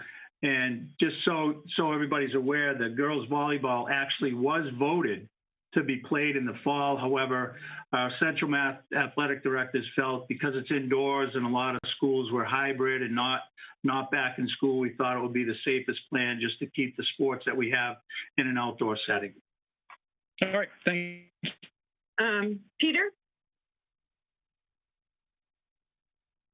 As everyone said, it's been very comprehensive. All I have is a very broad question. Looking at Leominster specifically, is there anything that you think we should consider that isn't addressed? That is just something that's Leominster specific, I guess. Well, I know we get a lot of people that are passionate in the town, and obviously there's always things that you wish you had or you didn't have, but just working with what we have, I think we have enough people to move forward and put some things into place, some safety precautions in place to let these kids get involved in athletics. I know the city's done a great job running the programs in the summer, and a lot of athletics have taken place in the summer. Little League, baseball, AAU. I mean, there's been a number of sports going on, and I haven't heard a lot of negative feedback from the precautions they've taken. But, it's an excellent question, and hopefully, if I can think of anything that we really do need, hopefully we will get it. Okay, thank you. Yeah, that's it. I just wanted to get a little broader feedback from you. Thank you. Dean? Yeah, thank you. A couple points. First is, as Dave said, we ran programs all summer. We kept our pool open this summer with restrictions, and we ran our water parks, 2 of them. Ran at summer camps. There were a number of sporting programs throughout the city, and again, we're still in our low numbers across the community, so we didn't see a spike anywhere. But the key is compliance.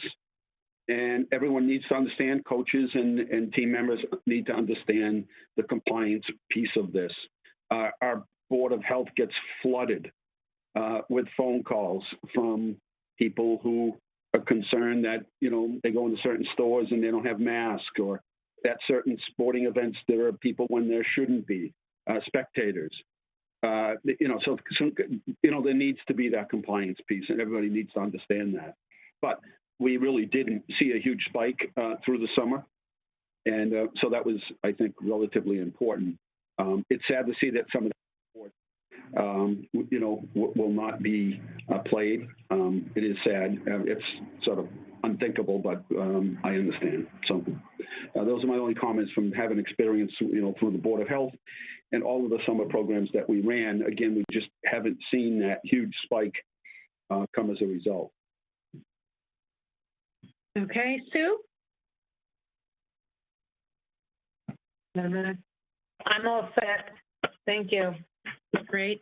I just wanted to thank you, David, and you know, being very involved in Leominster sports, I certainly understand the value and the education that it provides, both social, emotional, and wellness to our student athletes. So, you know, it's unfortunate that things aren't back to normal, but at least this is a plan for a start and to hopefully give children an outlet to play some sports. What I'd like now is if somebody would like to make a motion, whether or not we want to approve the fall season sports as outlined by MIAA and the Central Mass Athletic Directors. So moved. So Mike, Melissa, are you seconding? Yep. All right. Any discussions or comments? All those in favor? I'm going to call in everyone just so that everyone can, in the audience can hear. Ron? A, yes. Brandon? Yay. Isabel? Yay. Peter? Yay. Sue? Yay. Dean? Yay. Mike? Yay. Melissa? Yay. And I'll be a yay. Motion carries. Thank you very much. We'll move on to the next item, the kindergarten screenings. Principal Ann Margaret Tessie Mitchell. Yes, hi, good evening, everyone. Hi, Ann Margaret. Hi. So we would like to propose our two-tiered approach to case screening for this year. And in your paperwork, you have a chart outlining our process, which I'll talk about a little bit. And it's going to look a little bit different this year as we begin remotely. And it's a two-tiered approach. So typically, as many of you know, kindergarten screening usually occurs in the spring before the start of kindergarten. However, due to COVID-19, we want to minimize everyone's exposure while still gathering critical information about our students, and to provide the opportunity to complete a more in-depth screening if necessary. Our district team has created a developmental history form as the first level of screening for our kindergarten students. This form includes important questions for each child's developmental milestones. Our plan is to give out the developmental history form at the scheduled meet and greets with families that will happen from September 8th through the 10th. If families are unable to attend or wish to attend those virtually, we will send it out via email through a Google form, or we can also send it a hard copy by mail. This will give parents the opportunity to complete the developmental history form as the first tier of case screening and give us some vital information about their children. Then we'll ask parents to please return the form to the school, either through email or, we can also have drop-offs at the school as well.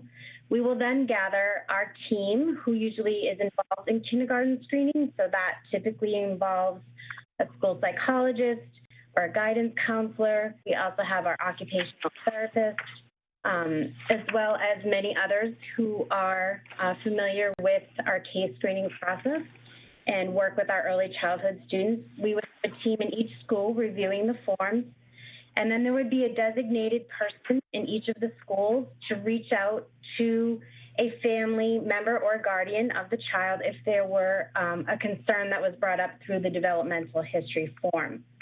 And the designated person would call the family, and if there was a concern and we felt that we really needed a more in-depth approach, we would then ask the parent to schedule an appointment with us so that the child could come in and complete part or all of the Dial 4 screening, which we typically give anyway to our kindergarten students.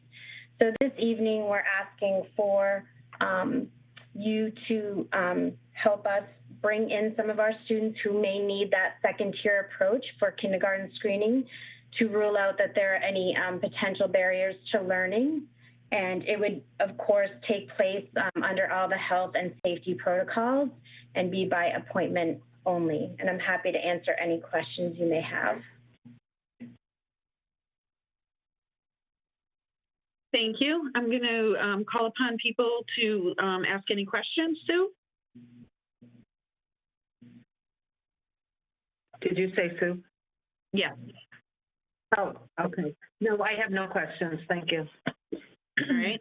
Michael? Yeah, I'm set. Melissa? I think one is a clarification, and then maybe a question. So are children going to be screened in school based on the developmental form completed by parents? Is that? Yes, that's the first step in the approach. And so it's an extensive profile of developmental milestones. Thank you. And then our team will review each child's, results. And then based upon that, a designated person on that team will make a phone call to the family if there's a further need for follow-up or concern to schedule an in-person screening. Okay. I guess my only concern or thought is that I would hope that we could screen all of our kids potentially, knowing especially our youngest aren't potentially going to be seen for a number of months into the year.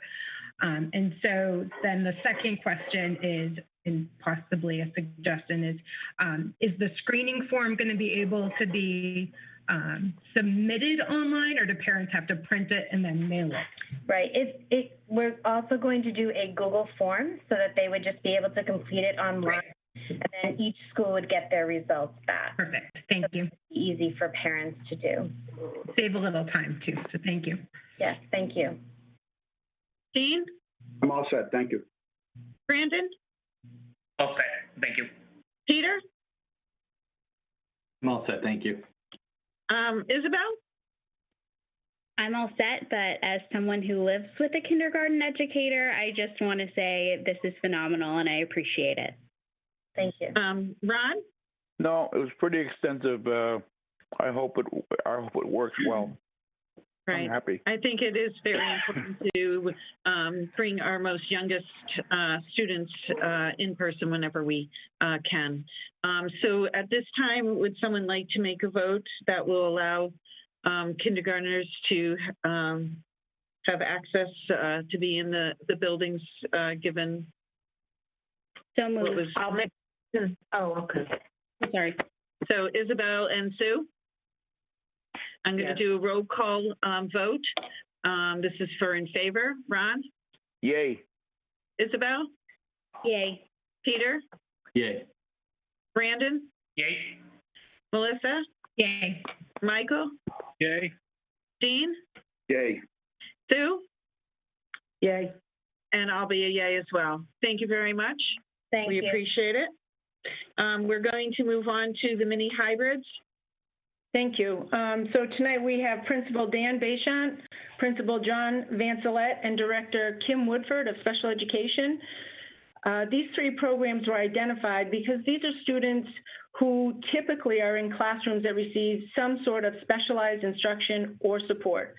The district, we have set parameters to identify who would be in these cohorts. and some high-risk categories. We are also considering not just programs, but services, and we would also like to include any students that may be homeless or in a difficult situation. Moving on from here also, after you hear these presentations, we would like to also talk about if we are successful through these hybrids and the health metrics hold, to look at bringing our K students and our EL newcomers into the district prior to second quarter. And a presentation for those programs will be hosted at the September 21st meeting. But these three programs right now have very distinct entry dates. It's a very phased-in program with heavy monitoring to ensure safety. If I could have Dan Bayshant speak first, I would appreciate it. Thank you, Paula. Good evening, school committee, mayor, parents, community. Thank you for this opportunity. At our last meeting, CTE proposed a program that would allow our students to gain valuable shop hours so that they can achieve a certificate of occupational proficiency. As you know, students enrolling in vocational education at CTEI can develop new professional skills or improve on existing or current skills. It's traditionally a non-academic method using hands-on learning, and it's related to a specific trade, occupation, or vocation. The proposal that we put together, I believe you have a copy of it that was sent to you prior. I'm looking at the CTEI micro-hybrid plan for grades 9 through 12. What we tried to do was scale back the number of students that would be in the building at any given time to ensure social distancing and prevent any spread of COVID-19 by following CDC guidelines and mandates from the Commissioner of Education. So we would operate on an A-week, B-week schedule for the vocational side of things, and academics would be on the alternate week. So for A-week, sophomores and seniors would be in shop. Sophomores would come in at 7:30 and have 2 hours in their shop with 2 instructors. The average group size would be broken down to approximately 12 kids, and with 2 instructors, we can social distance them, split the groups in half. Some can be working outside, some inside, and in separate areas of the shops, which are quite large. Those sophomores would leave at 9:30 to go home for their remote learning. The teachers would engage in a prep period and a lunch while cleaning took place by our maintenance staff from 9:30 to 10:30. And at 10:30, our seniors would come in and they will go until 2:15 in the afternoon. This same schedule will repeat Monday and Tuesday, Thursday, and Friday. Wednesdays, the building will be closed for a deep cleaning with our custodial staff. On B week, our freshmen and our juniors will be in. They will follow the same schedule. Freshmen in the morning, 7:30 to 9:30. Juniors in after that from 10:30 to 2:15. This will allow our students, our upperclassmen, to gain a minimum of 15 vocational shop hours a week, and our freshmen, exploratory, and sophomore students to receive at least 4 hours each a week for learning. Excuse me, did I say 4 hours? Yeah. 8 hours a week, I'm sorry, for shop hours. And this is critical for our freshmen in particular because without a hands-on exploratory program, our freshman class size could significantly be less as remote learning just doesn't provide the realistic experience. Again, with 2 instructors in each shop, while each grade level is there, we can break those down into small groups. Students will enter through the front entrance of CTE. They will pick up a brown bag lunch at the door from Chartwell's, proceed to their shop, social distance, quickly eat that breakfast, get to work. On the way out the door, Chartwell's has volunteered to provide them with a brown bag lunch on their way out the door. And then an hour later, in comes the upperclassmen. They'll grab a brown bag lunch to bring to the shop, and then they'll get to work, and at the end of their day, they'll head straight home. I think that it's pretty self-explanatory at this point. We've covered pretty much everything there is in that plan. The instructors are very excited to get back to work training these kids, and we're really looking forward to bringing them in. And at this time, I'll open it up to any questions you might have. Ron, do you have any questions? No, it's pretty well extensive what he told us. I'm happy. All right. Isabel? No, I'm all set. Peter?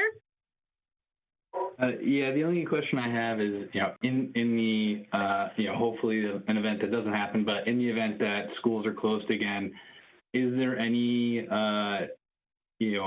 backup plan right now in terms of the hour requirements, or has that not been looked at? I know that's not on you, that's a broader thing, but has anything come through on that as a backup? Nothing concrete yet, Peter. The state is looking into that very situation because there is a realistic possibility something like that could happen. But I know we meet every Wednesday with the directors from all the vocational schools in the state, and we have a general site that all teachers have access to by trade with learning experiences and things like that for remote learning if it takes place. The shop hour piece, however, it's tough. I was talking to Paula this morning, and I said, you wouldn't want to go to the doctor to have your appendix removed and have them say, hang on, we got this. I learned remotely, but I'm going to try this, and I think we're going to be fine. You wouldn't want that to happen. So it's really important that we get the kids in front of the instructors and get that hands-on experience. Okay, thank you. I think what you've done so far is great. I was just curious, in the event it does occur, because obviously the hour requirements right now kind of stand. Right. Melissa? I guess my only question isn't necessarily CTEI, but the mini hybrids in general, is what will the transportation piece of this look like, and is it possible? Yes, it is possible. We've had them on hold. We've given First Student all of our plans, and if we get the go-ahead, we're to call them tomorrow morning and get these things started. Great, thank you. Brandon? I just have a couple of clarifying questions. In the document that we were provided, it says the students will use their own personal tools. Is that like that we're providing to them and it's set just for them, or are they going to actually have to purchase their own tools to use for their shop? In many cases, tools are provided for the students, and they're very basic tools. Mm-hmm. When it comes down to equipment and specialty tools, we'll provide those in the shops. And they'll have to be wiped down after each use and stored properly. And then the only other question is the last bullet point on the thing. It's not, I guess, directly related to the microhybrids, but all academics are on the alternate and are fully remote using Edgenuity. Is that true, or is that or still going to? Nope.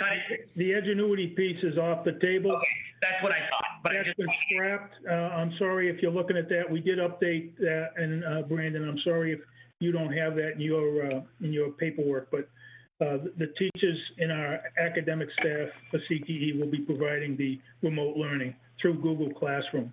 Perfect. I just wanted to make sure it was clear for anybody who had seen this copy. Thank you for noting that. Mike? Yeah, so thank you for this plan. I've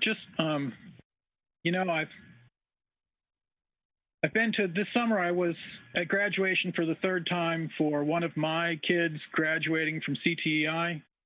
It's a great program. I definitely have firsthand understanding of how important being in the shops is.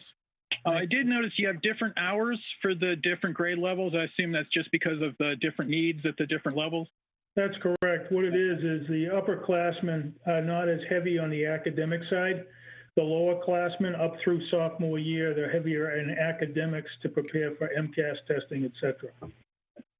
And the Wednesday off, that's mandated by DESE, is that correct, or is it just recommended? It's in the recommendations from DESE that we have that Wednesday. We take at least one day a week to really do a thorough cleaning of the building. And so we're coordinating that with our maintenance staff. to make sure that the building gets a good cleaning, above and beyond normal cleaning, at least one day a week, especially where we've got these groups. We're just doing our best to keep things as clean as possible and prevent an outbreak. Okay. Dean? No, I think everybody knows where I'm at. The faster we can get them into in front of our teachers, and can't come quick enough. So, good news. All right, Sue? I'm all set, thank you. And thank you very much.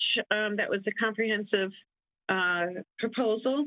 And if what we'll do is, I guess, hear from the other cohorts, and then we can vote all together unless anybody feels we need to do them separately. All right, we'll do them all together. Thank you very much. Thank you. Thank you, Dan. Thank you very much. Thanks. John Van Salette for LCE. Good evening, everyone. Most of our families at LC have chosen us because we provide an individualized in-person education rooted in relationships, respect, relevance, and rigor.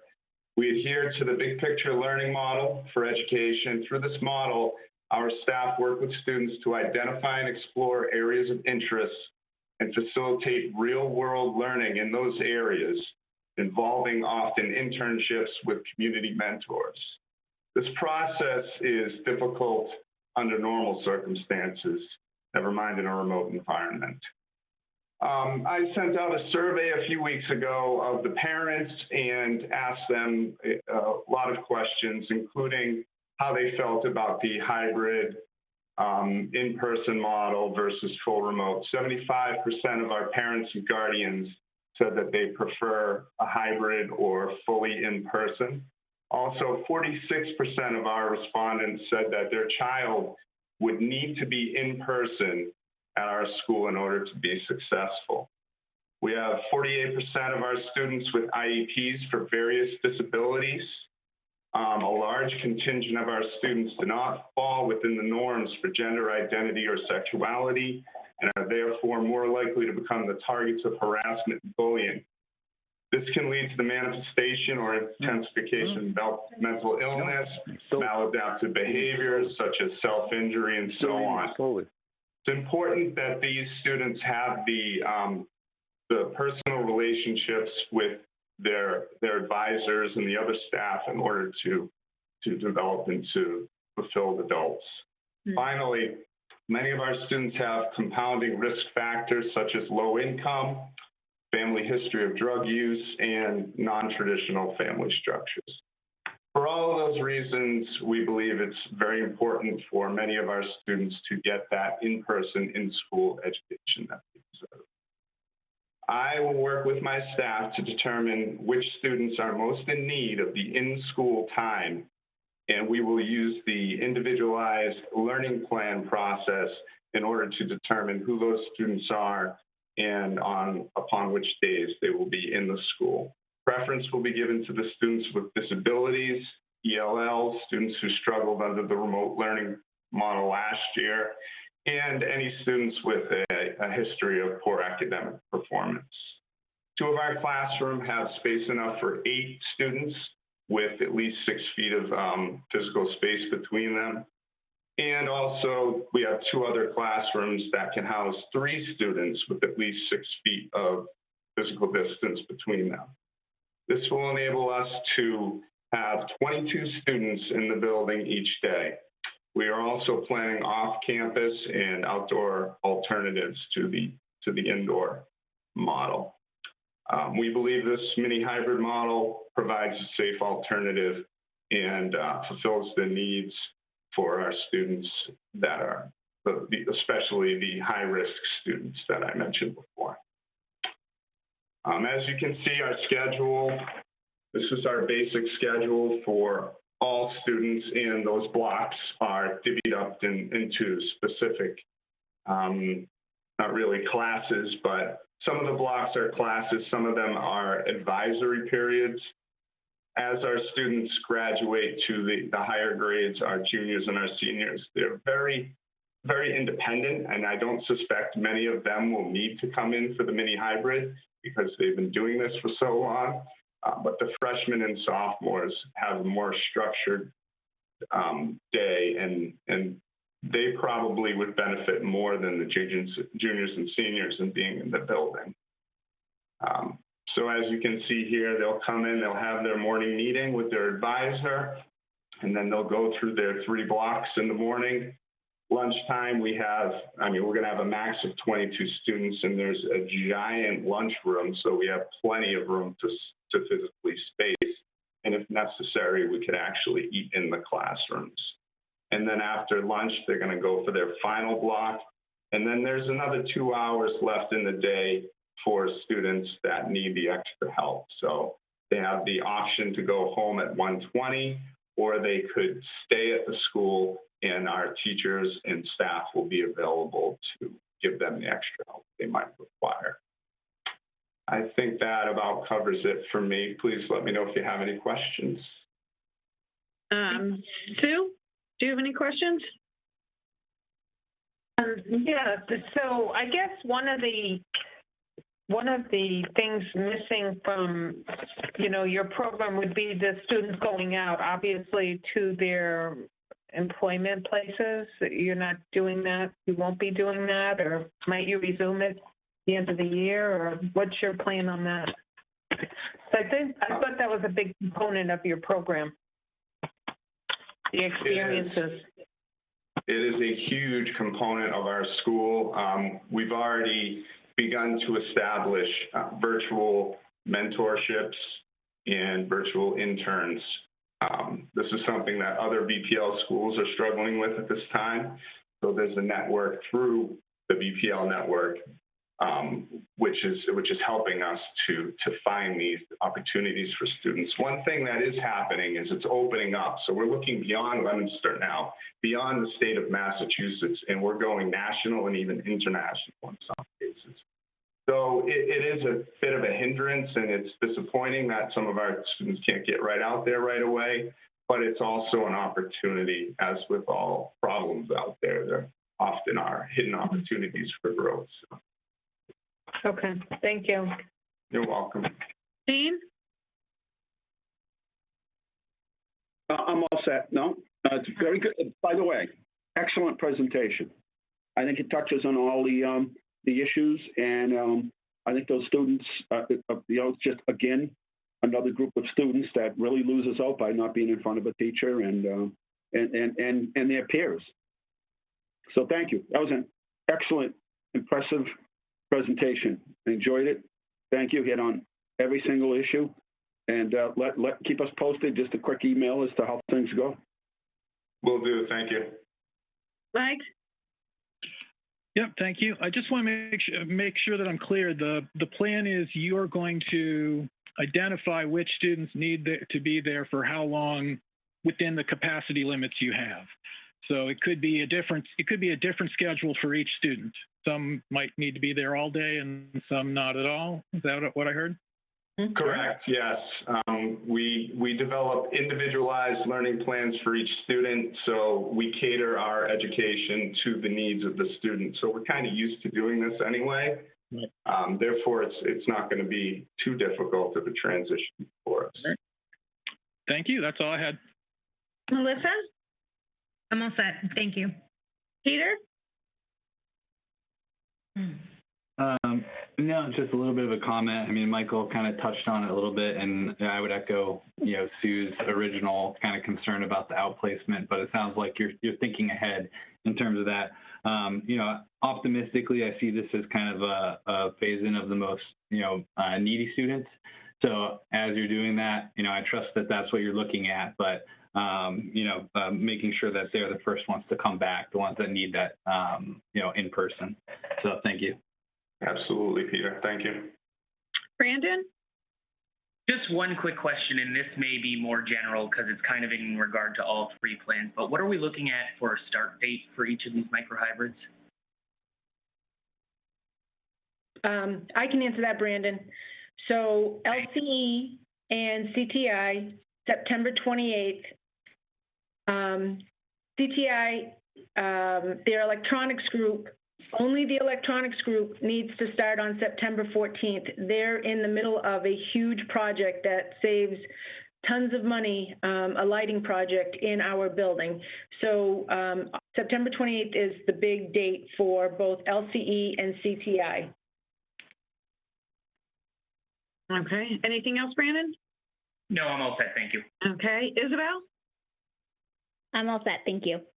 Ron? I like very much the presentation.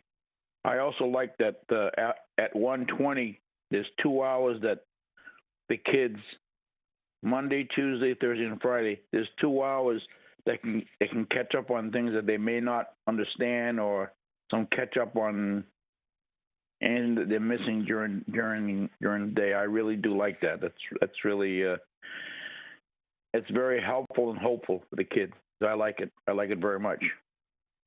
Great. Thank you very much for a very thorough presentation. We appreciate it. Thank you. And then we have Director Kim Woodford for Special Education. Hello, everyone. Nice to see all your faces. So, as many of you already know, the Department of Ed has directed districts to start considering programming for our high-need students with complex profiles. I want to start by acknowledging that we currently have, for our Leominster Public Schools, 93 students with complex needs who are outplaced. And those are students who the teams recommended a more restrictive setting. And some of those students are starting to see their programs. Some of them are still remote. Many of them are starting to go hybrid, and there are even some programs that are looking at, a full day, but it's an adjusted full day. So I think that that's a call to us to think about our in-district students with also high profiles and high needs, who we really need to start planning that face-to-face instruction.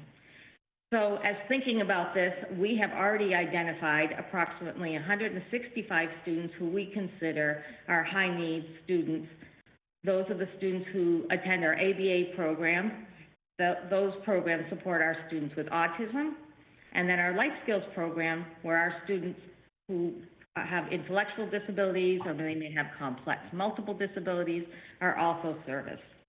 Our hope is to start this process with small cohorts, as we know many of these students are not going to tolerate a mask or even understand social distancing. So those teachers who are going to be teaching those classrooms are going to be wearing a lot of PPE or additional PPE. They're going to be wearing a mask, a face shield, gowns, gloves. And so we really need some time to prepare these small cohorts to this new learning environment. Our staff is already thinking about, before students walk through the door, having Google Meets where they're showing them how they're putting on the PPE, taking pictures of themselves in it, so that when students walk through the door, it'll be something that they're already familiar with.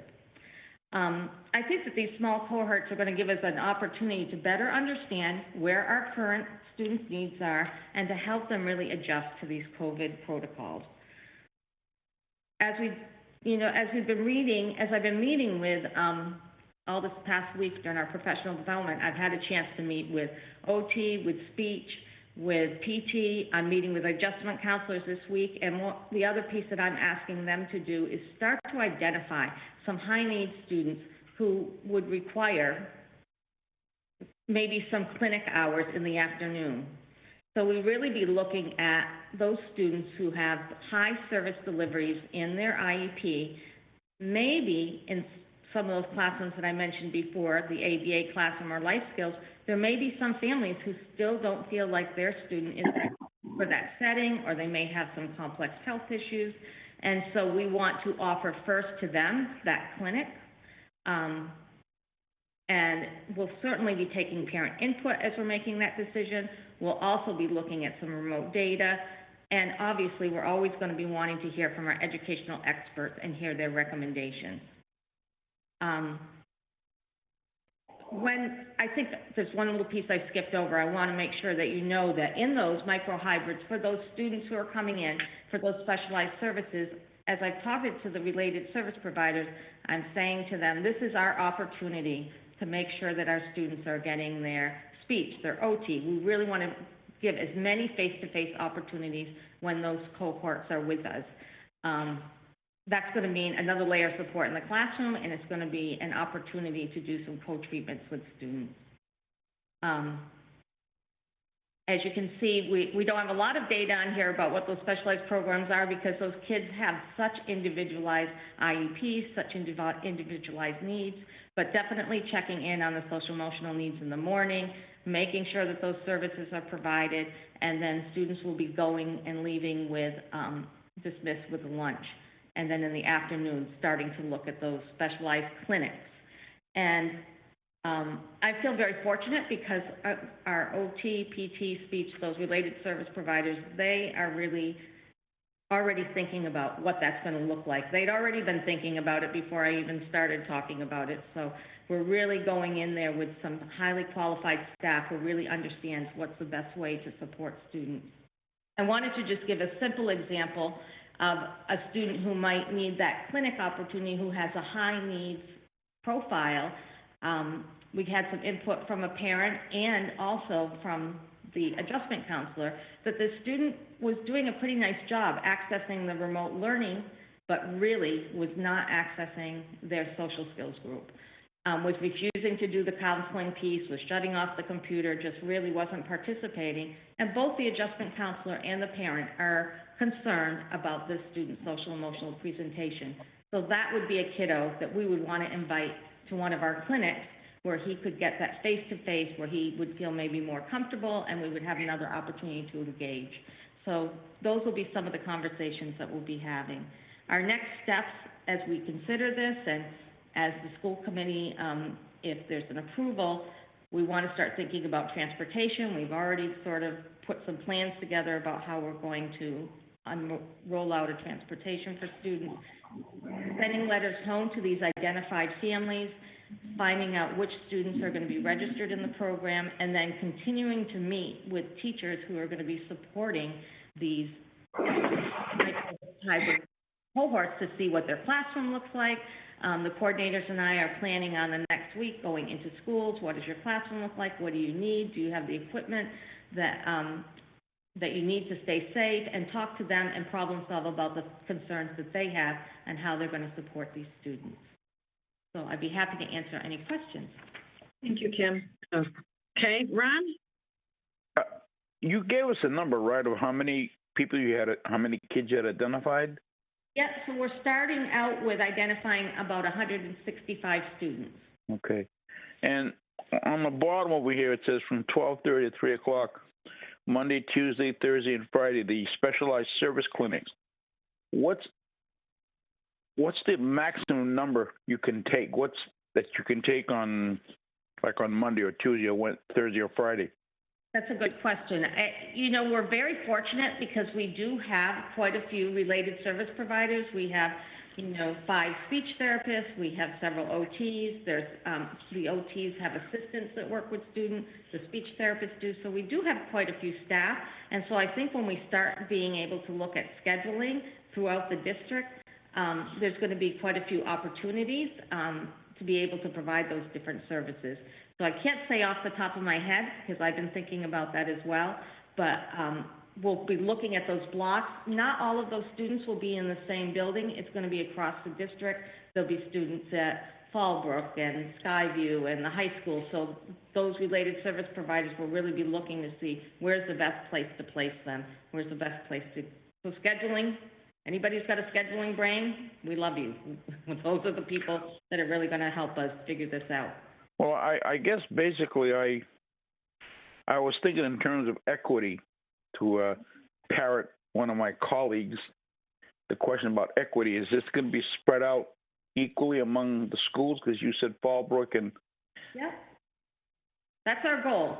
You know, we're trying to keep cohorts together. So, for instance, on Monday, Tuesday, so that same group of kids will be there Monday, Tuesday. And so some students only have speech once a week. We want to get that speech in there for them. And then in the afternoons, it's going to free that staff up because that morning group will be able to get their services. We'll then free up our related service providers to service as many kids as we can.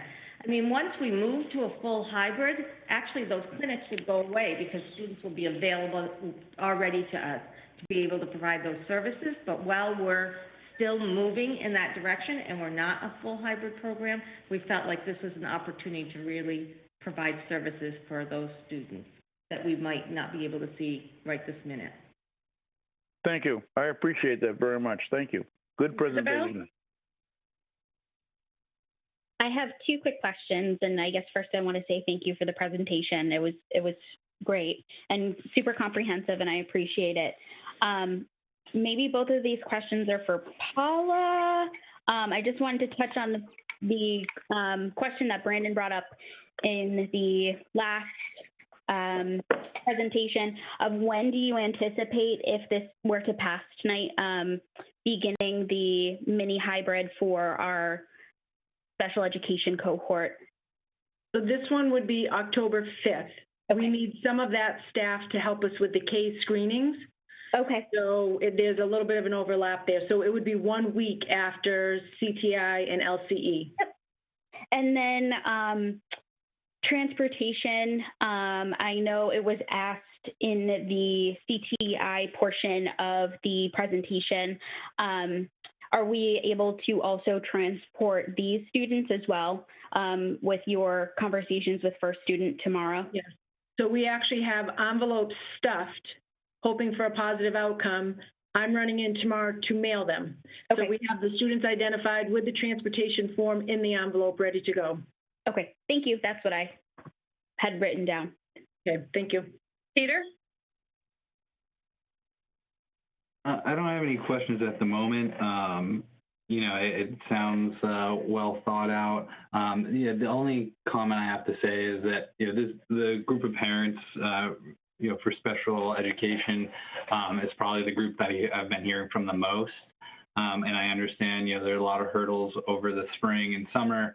And all I really have to say is, you know, I think communication is key. I know it started, and we've heard that from some parents tonight during the public comment.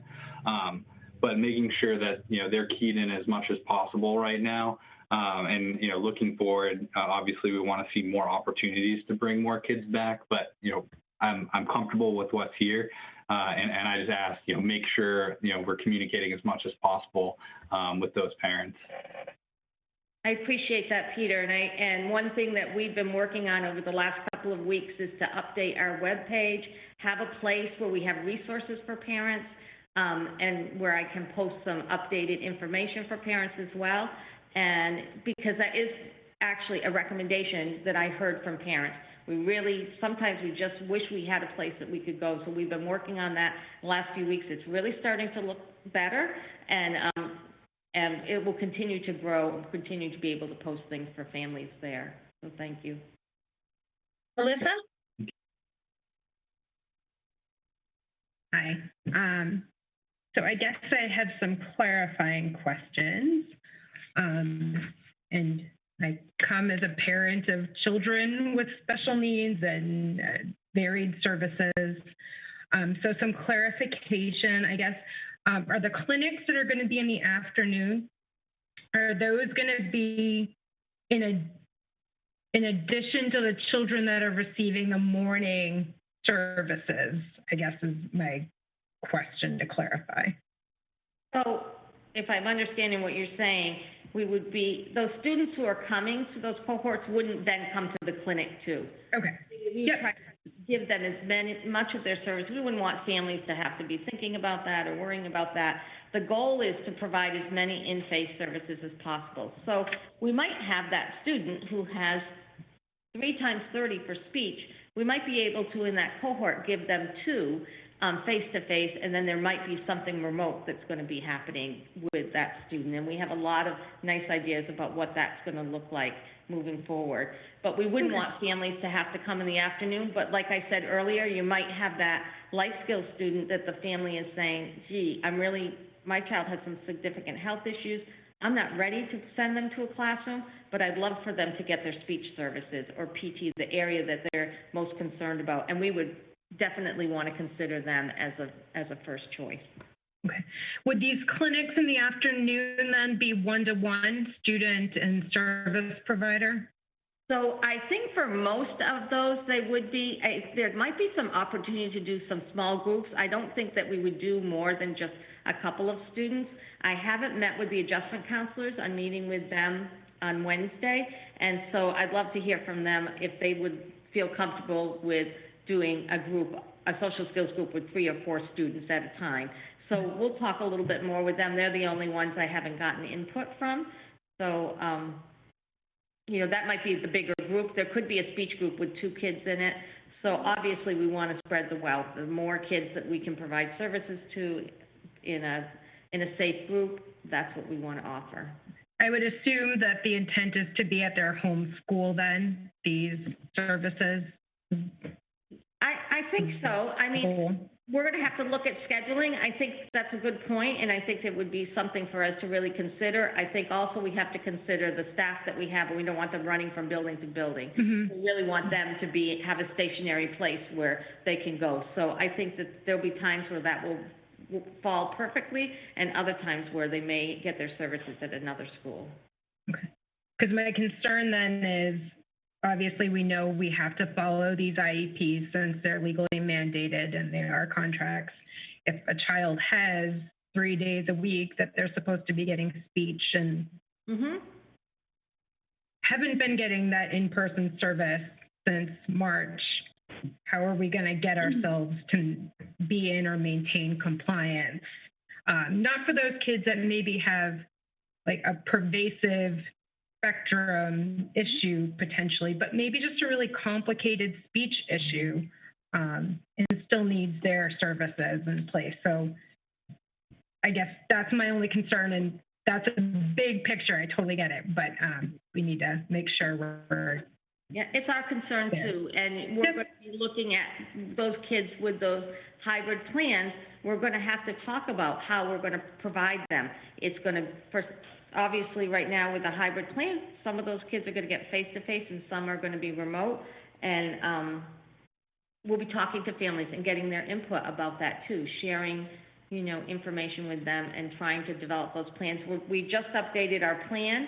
I think it's, and just rolling that out to teachers this week, our special ed teachers, so that they have a tool that really is meaningful for families and for themselves too. So we're really happy with the way that's starting to come together. All right, it's a good start. Thanks, Kim. You're welcome. Bye. Yeah, I guess my one question is about flexibility. I mean, good presentation. I like the plan. If I understand it correctly, you're dividing them into 2 cohorts with 2 days apiece. So if you identify specific students whose needs are greater than that, are we tying your hands if we leave it at this? Do we need to authorize you to be flexible when needed? Yeah, I think when Paula was talking earlier about, you know, as we move forward and we bring these students in, our goal is to then build upon that and then look at our next layer of students who need those supports. The great news is those teachers were asking, when are my kids coming? When are my students going to be there? So we know that as we roll this out, that we're going to have another opportunity to add layers of other students and offer other support. So we're being very mindful about that. We're talking about it already. And what I love is it's the principals that are leading that. You know, they are talking about, they know the students in their building who need extra support, and they're advocating for that. So I think it's going to make it much more comprehensive to be able to make those choices. So yeah, we have those students on our radar, and I think that we probably would really look at those resource room kids and our social emotional students at the next layer of support. Dean? Yeah, I'm sort of bouncing off of what Mike just said. It would seem to me that those students more than any would need more time, and that doesn't seem to be sufficient amount of time. And are you properly staffed to at least do the what your plan opens at? We are all set with staffing. Yeah, there's not an issue with staffing, and you know we've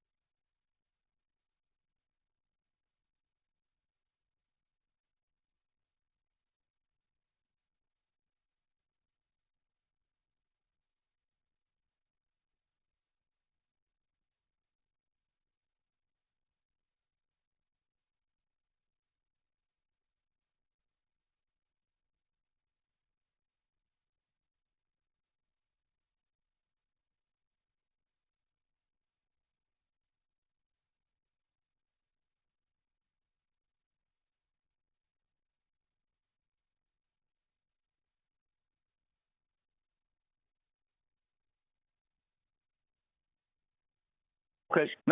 Any other comments? I'm going to do a voice vote again, just so the public will know. If I could just say something. Sure. Yeah, I just have a quick comment. So I just want to say, I'm in favor of all of these. I viewed the remote learning model as kind of pumping the brakes a bit to make sure that we roll this out, in the correct way. Certainly, we don't want to end up in the headlines like schools in other areas of the country that have opened up. So I see this as an equitable way to kind of phase in the hopeful return of schools. Okay. Peter, why don't you go ahead and vote first? Yay. Melissa? Yay. Sue? Yay. Mike? Yay. Yay. Dean? Dean, you're on mute. I'll be a yay. Thank you. Brandon? Yay. Isabel? Echoing Peter's sentiments, yay. Ron? Yay. And I will also be a yay. So Yay. motion carries. Thank you. Now there's lots of work to get done, but at least we have a plan to move forward, so that's very exciting. Excellent. The next thing on our agenda is the superintendent's evaluation, which we are going to continue until our next meeting.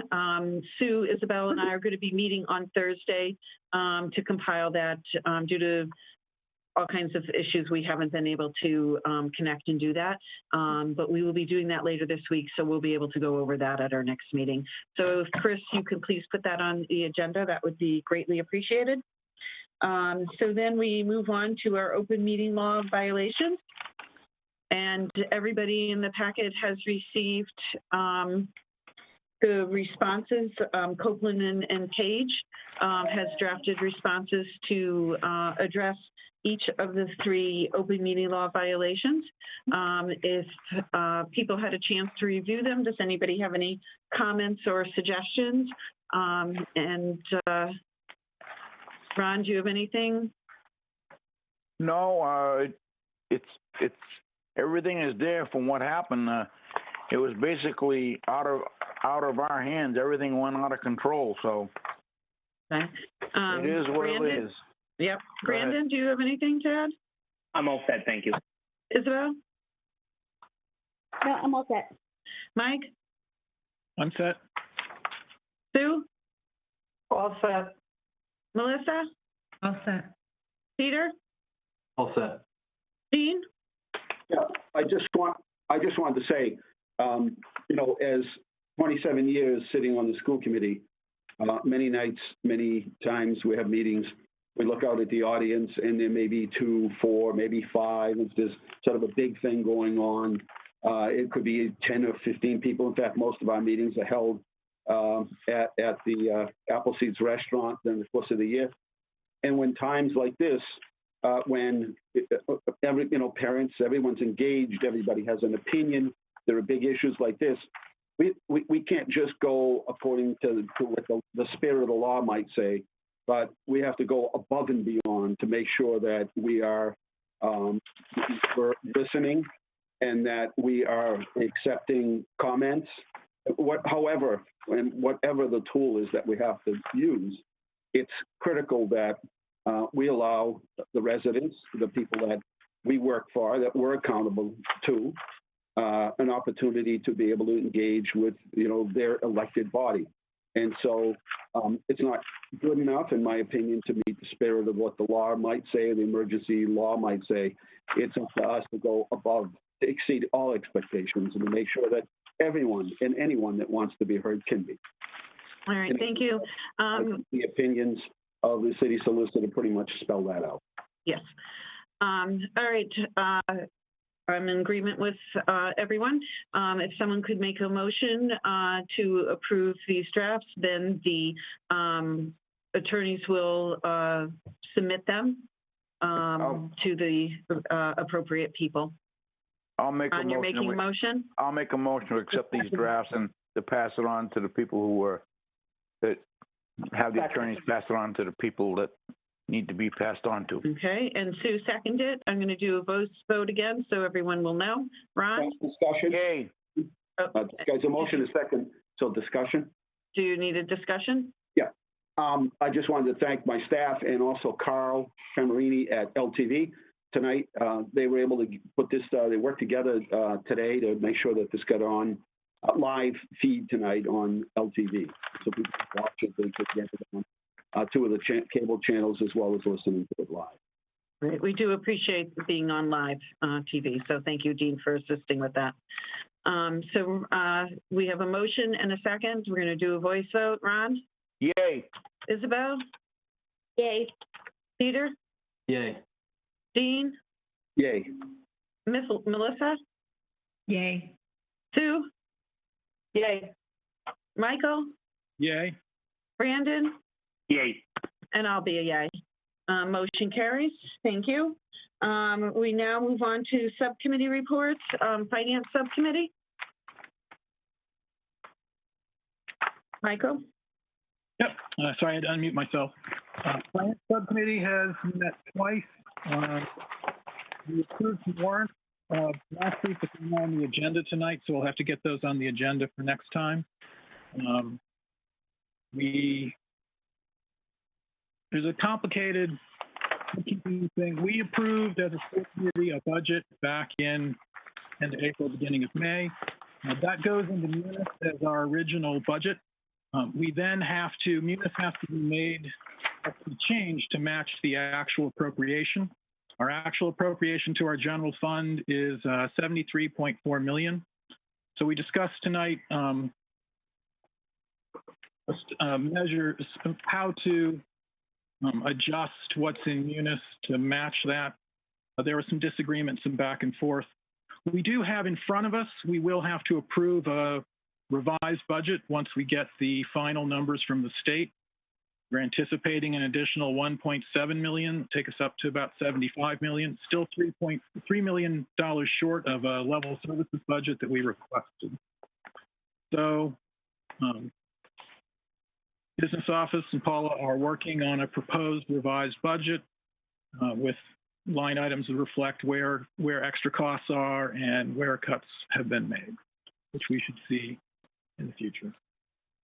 So we'll have more detail at our next meeting. I'm presuming you'll have another finance subcommittee meeting. Yeah, finance is going to be busy.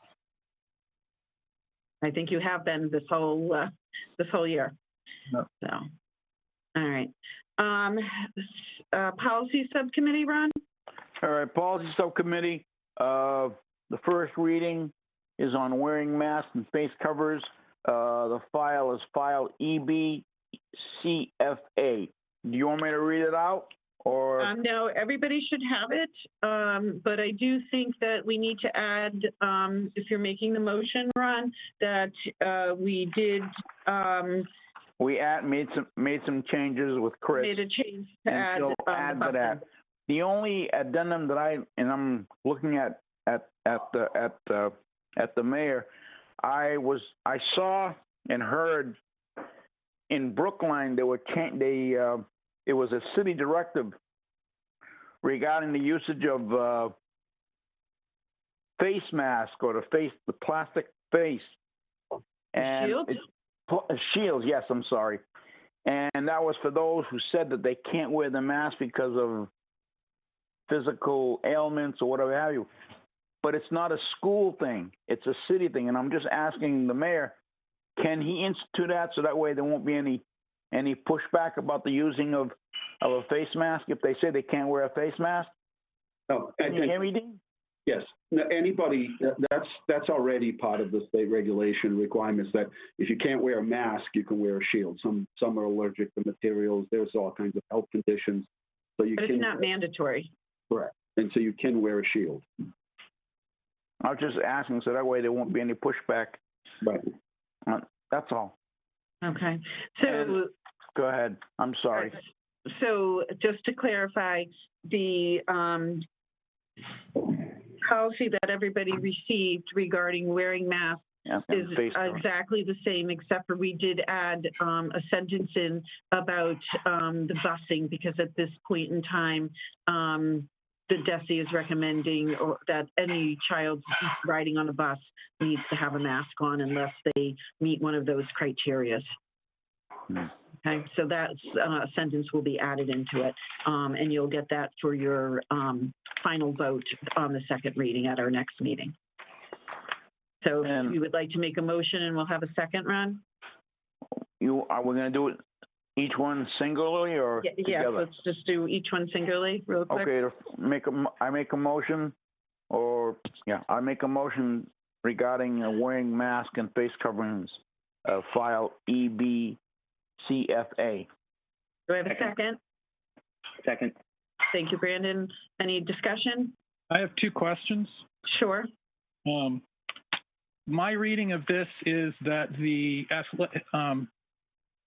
it disagrees for sports with what we just passed for athletics. Athletics are considered school functions, correct? So there are very specific mask-wearing policies that MIAA has in the guidelines that we did for during athletics. So I think we may need to add that as one of the exception lines that during athletics, you're complying with the athletics version of the policy. Okay, that's a good point. I think, you know, when the policy committee was talking about this, they were really thinking of students in the school buildings. Yep, that's what I was thinking too when I read it the first time. Then I read the sports stuff and went, oh, that's not exactly the same.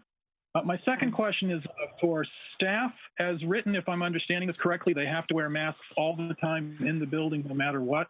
So we're saying that staff by themselves in a room are still supposed to be wearing their mask. We're not allowing like a teacher during their planning time and alone in the classroom, or an administrator alone in an office to take off their mask during that time.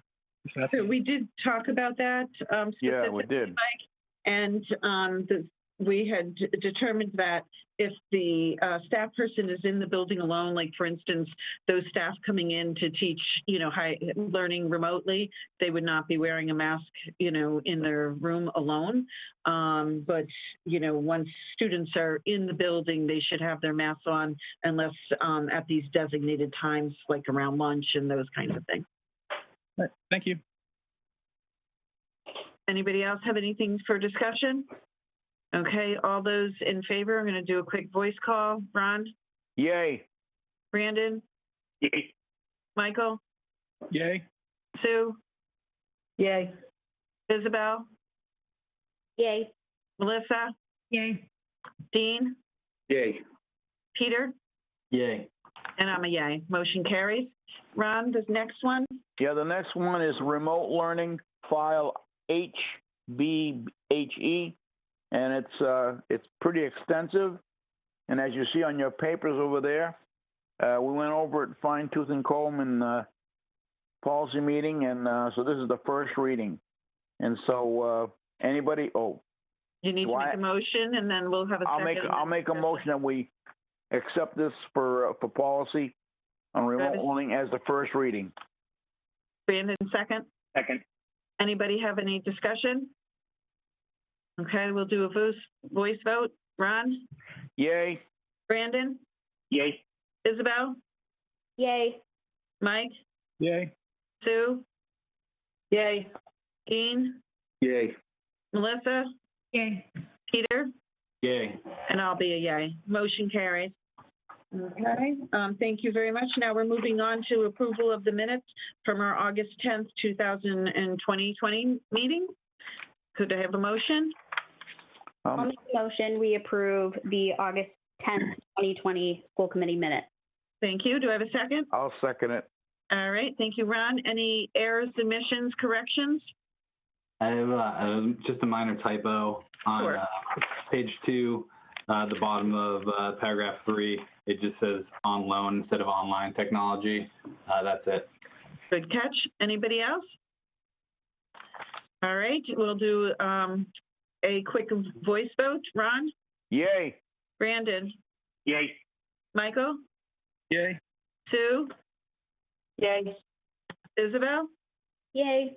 Dean? Yay. Melissa? Yay. Peter? Yay. And I'm a yay. Okay, motion carries.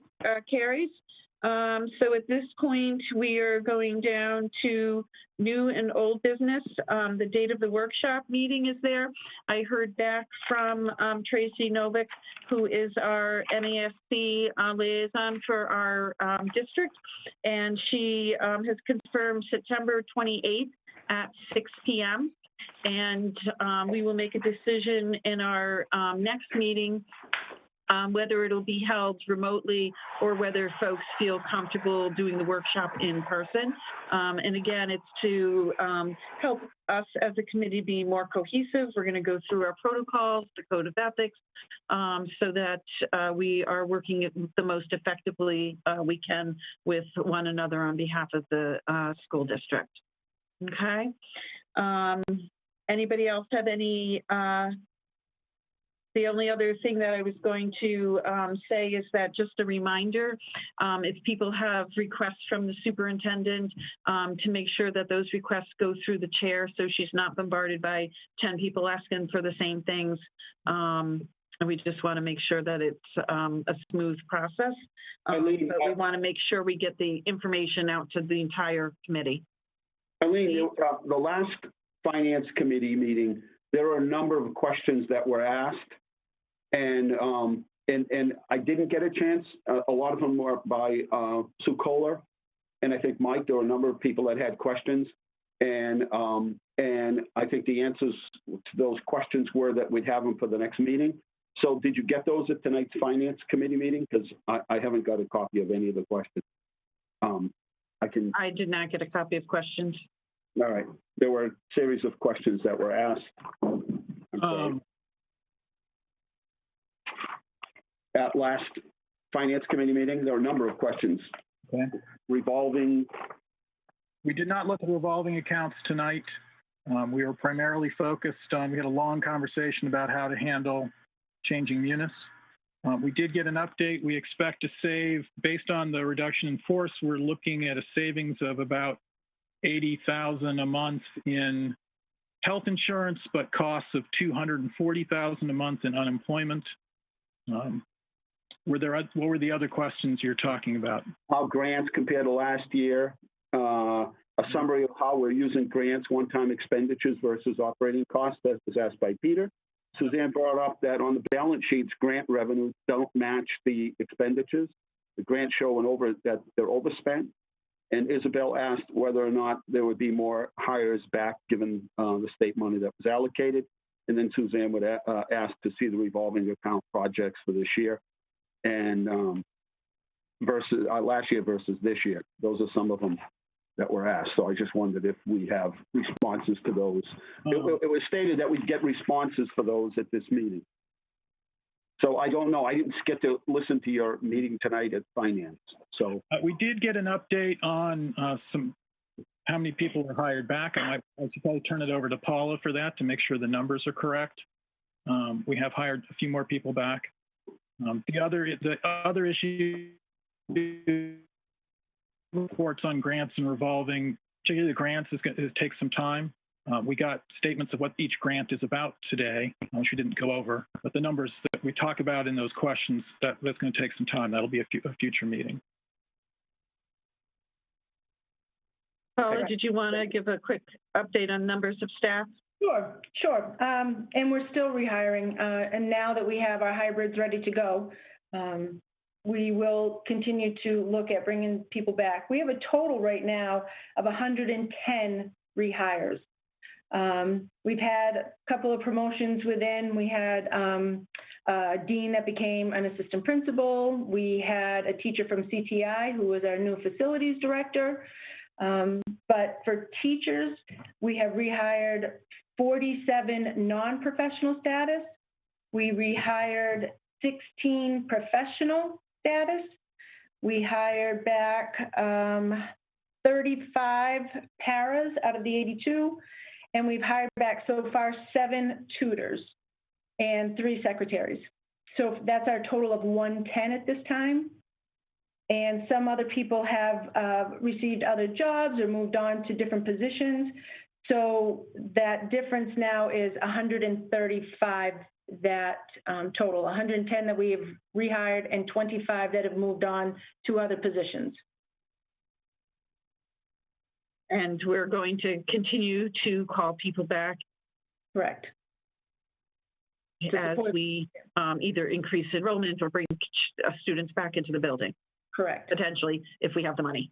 Right, and some of the positions, now with the hybrids, we talked about the need to bring in some extra aides to help us navigate the building, things like that, and some tutoring situations.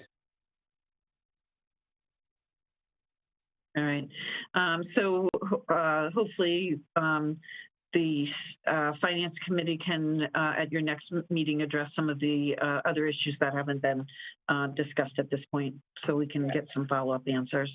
Correct. Thank you. Mike, it would be helpful, Mike, if the Finance Committee could work with the superintendent so that we have a complete spreadsheet. So we understand, this is, from what I understand from the benefits department here at City Hall, it is completely sporadic. It could be 5 in a day, could be 6. Staff's coming in early in the morning, leaving late. So there's no one body that it has the ability to keep track of who's coming in, who's leaving. I think we need that updated, similar to the HR. Susan, remember we used to get an updated HR report at our meetings? I think this is just too difficult to follow, whereas we've laid off 30% of the workforce. As we hire them back, 2 and 1 and 3, there has to be somebody keeping track of who's getting hired back, what their salary is, what if they're taking benefits. That's an easier way and an easier approach to follow this, because otherwise it's going to be impossible, and we're not sure when the next meeting is going to be. And as our constituents ask us, sort of, what's going on? What's the plan? I think that we need that in some sort of a written format. It would really be helpful to us, at least here at City Hall. So we have that done. That's what we work off every single day. So we already have that done, and our next meeting is September 8th, which is next Tuesday. If you just send us what you already have, that would be really helpful, and then we just keep adding to it on a spreadsheet. Yeah, we were just really trying to hold off for this last round to make it more comprehensive, and then we always give an HR report at the first meeting of the month. We've just been having these sporadic meetings in between, but September 8th is actually our first official on schedule meeting. So we will have an HR report, and we have all those lists by units already spelled out for you. So we can provide that, no problem. Okay, thank you. You're welcome. Great, thank you. So at this time, we have an executive. Can I just say something really quick? Sure, Melissa, I'm sorry. So I'm very happy that we're bringing back as many kids as we can, kind of on a rolling basis. That we're bringing back 2/3 of the schools at the high school, I think is great.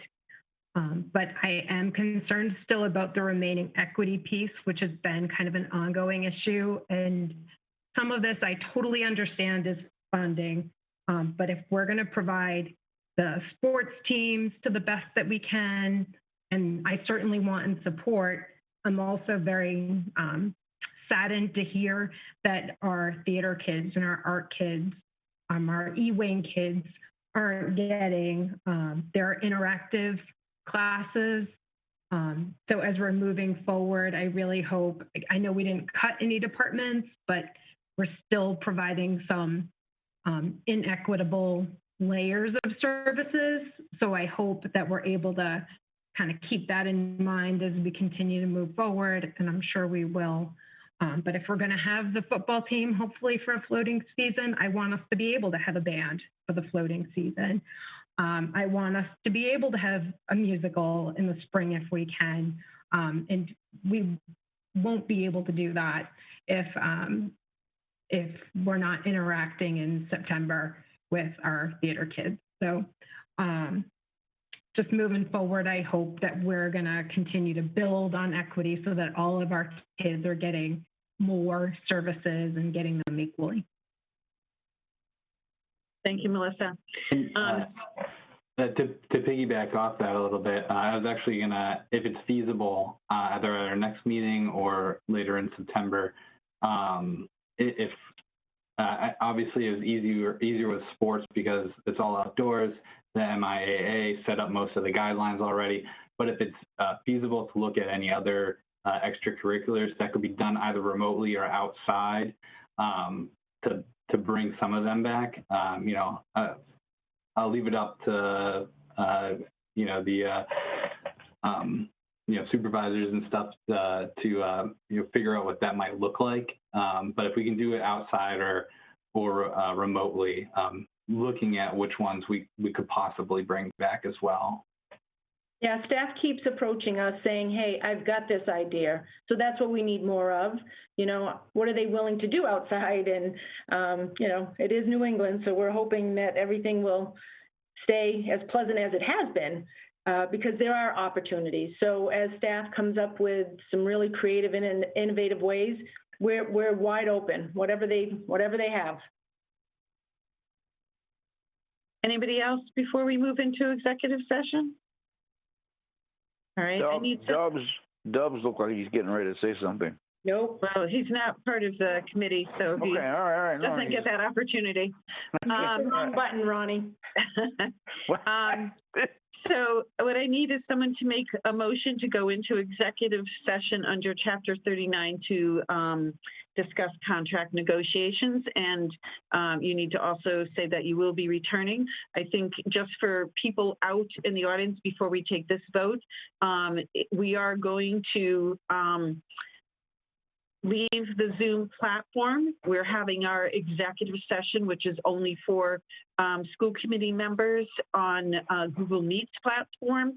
And then we will be returning back to the Zoom platform to vote on whatever we've decided in executive session. So just for the public to be aware that we're going to close down and then we will come back on. Okay? I'll make a motion. I'll make a motion that we get out of this meeting to go to executive. Right. Session. So under chapter 39 to discuss contract negotiations. Under chapter 39 to discuss contract negotiations. Do I have a second? Second. Thank you, Brandon. I'm going to do a voice vote. Ron? Yay. Brandon? Yay. Mike? Yay. Peter? Yay. Isabel? Yay. Melissa? Yay. Dean? Yay. Sue? Yay. And I said Mike already, right? He jumped positions on my screen here. And I will be a yay vote as well. So at this point in time, everybody on the committee needs to close out of their Zoom because we can't have anybody overhearing what we're talking about, and open up their Googles, and then we'll come back. All right. Thank you. Gus, we appreciate the fact that you've hung in there at this late hour.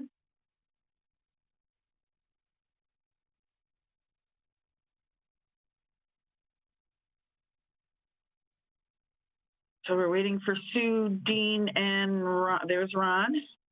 We need Sue and Dean.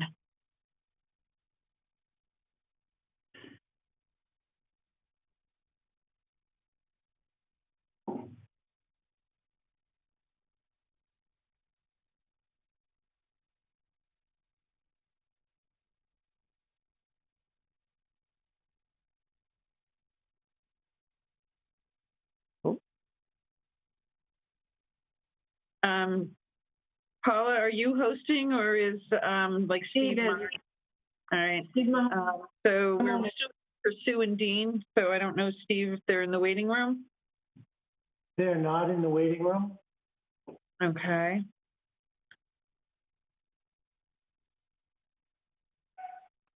They're probably trying to locate the link. Yeah. Again. I had to look on my cell phone.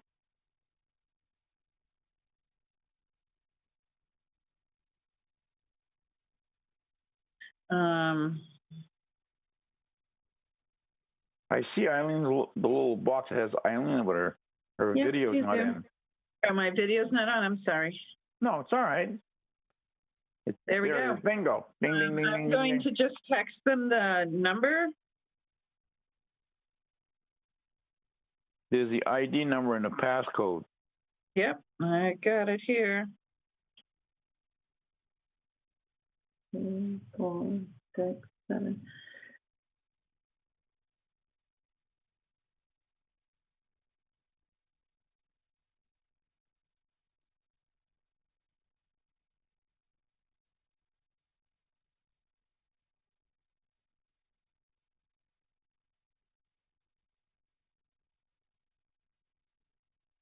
Okay, so I just sent it to them, so hopefully they'll be able to get in.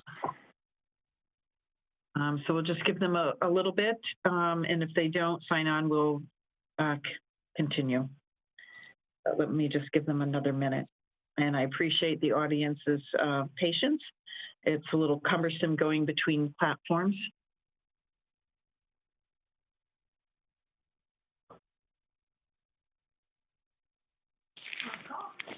Steve, well, Sue said she's trying to get in. So Steve, if you can keep a lookout for her. And Steve, while we're waiting, and I don't know whether you can do this. Do you know how many people we had join us tonight by any chance? Yes. Something like 300. No, the number was topped out, I think at 241 or something close to that. Okay, I was just curious. I just had two.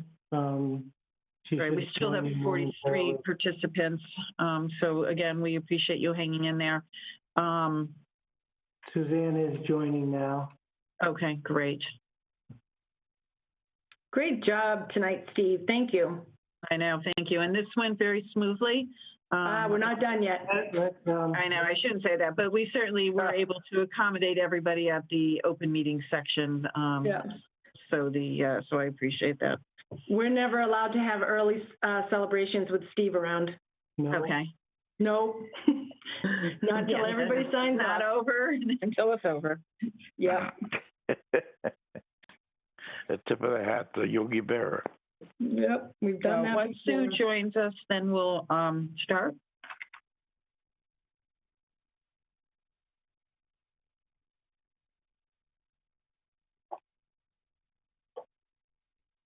I believe she's in, her video's off. So if you can put your video back on. Or at least her volume. Or unmute yourself so we know where you are.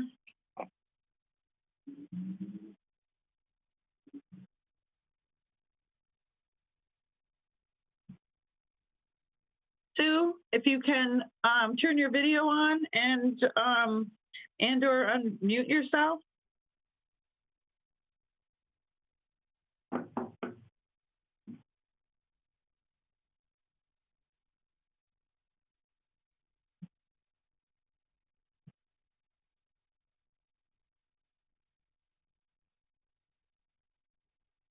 I'm just texting her to tell her.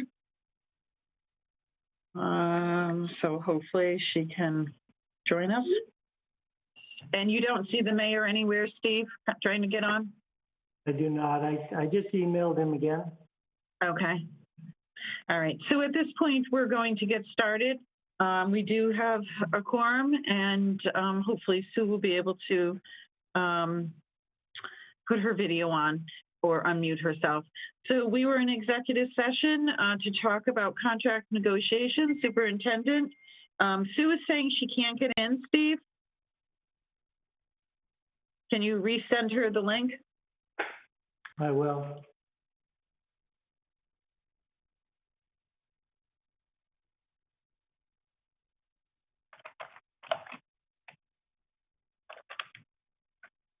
And that's going to go to her email, correct?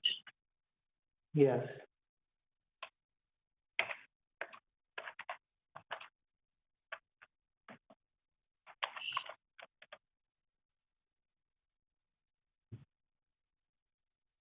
I think we need that training you've been giving all of your staff around. Hey, I think we did a great job tonight. I think we did a great job. There's Sue. She's connecting now to audio, so perfect.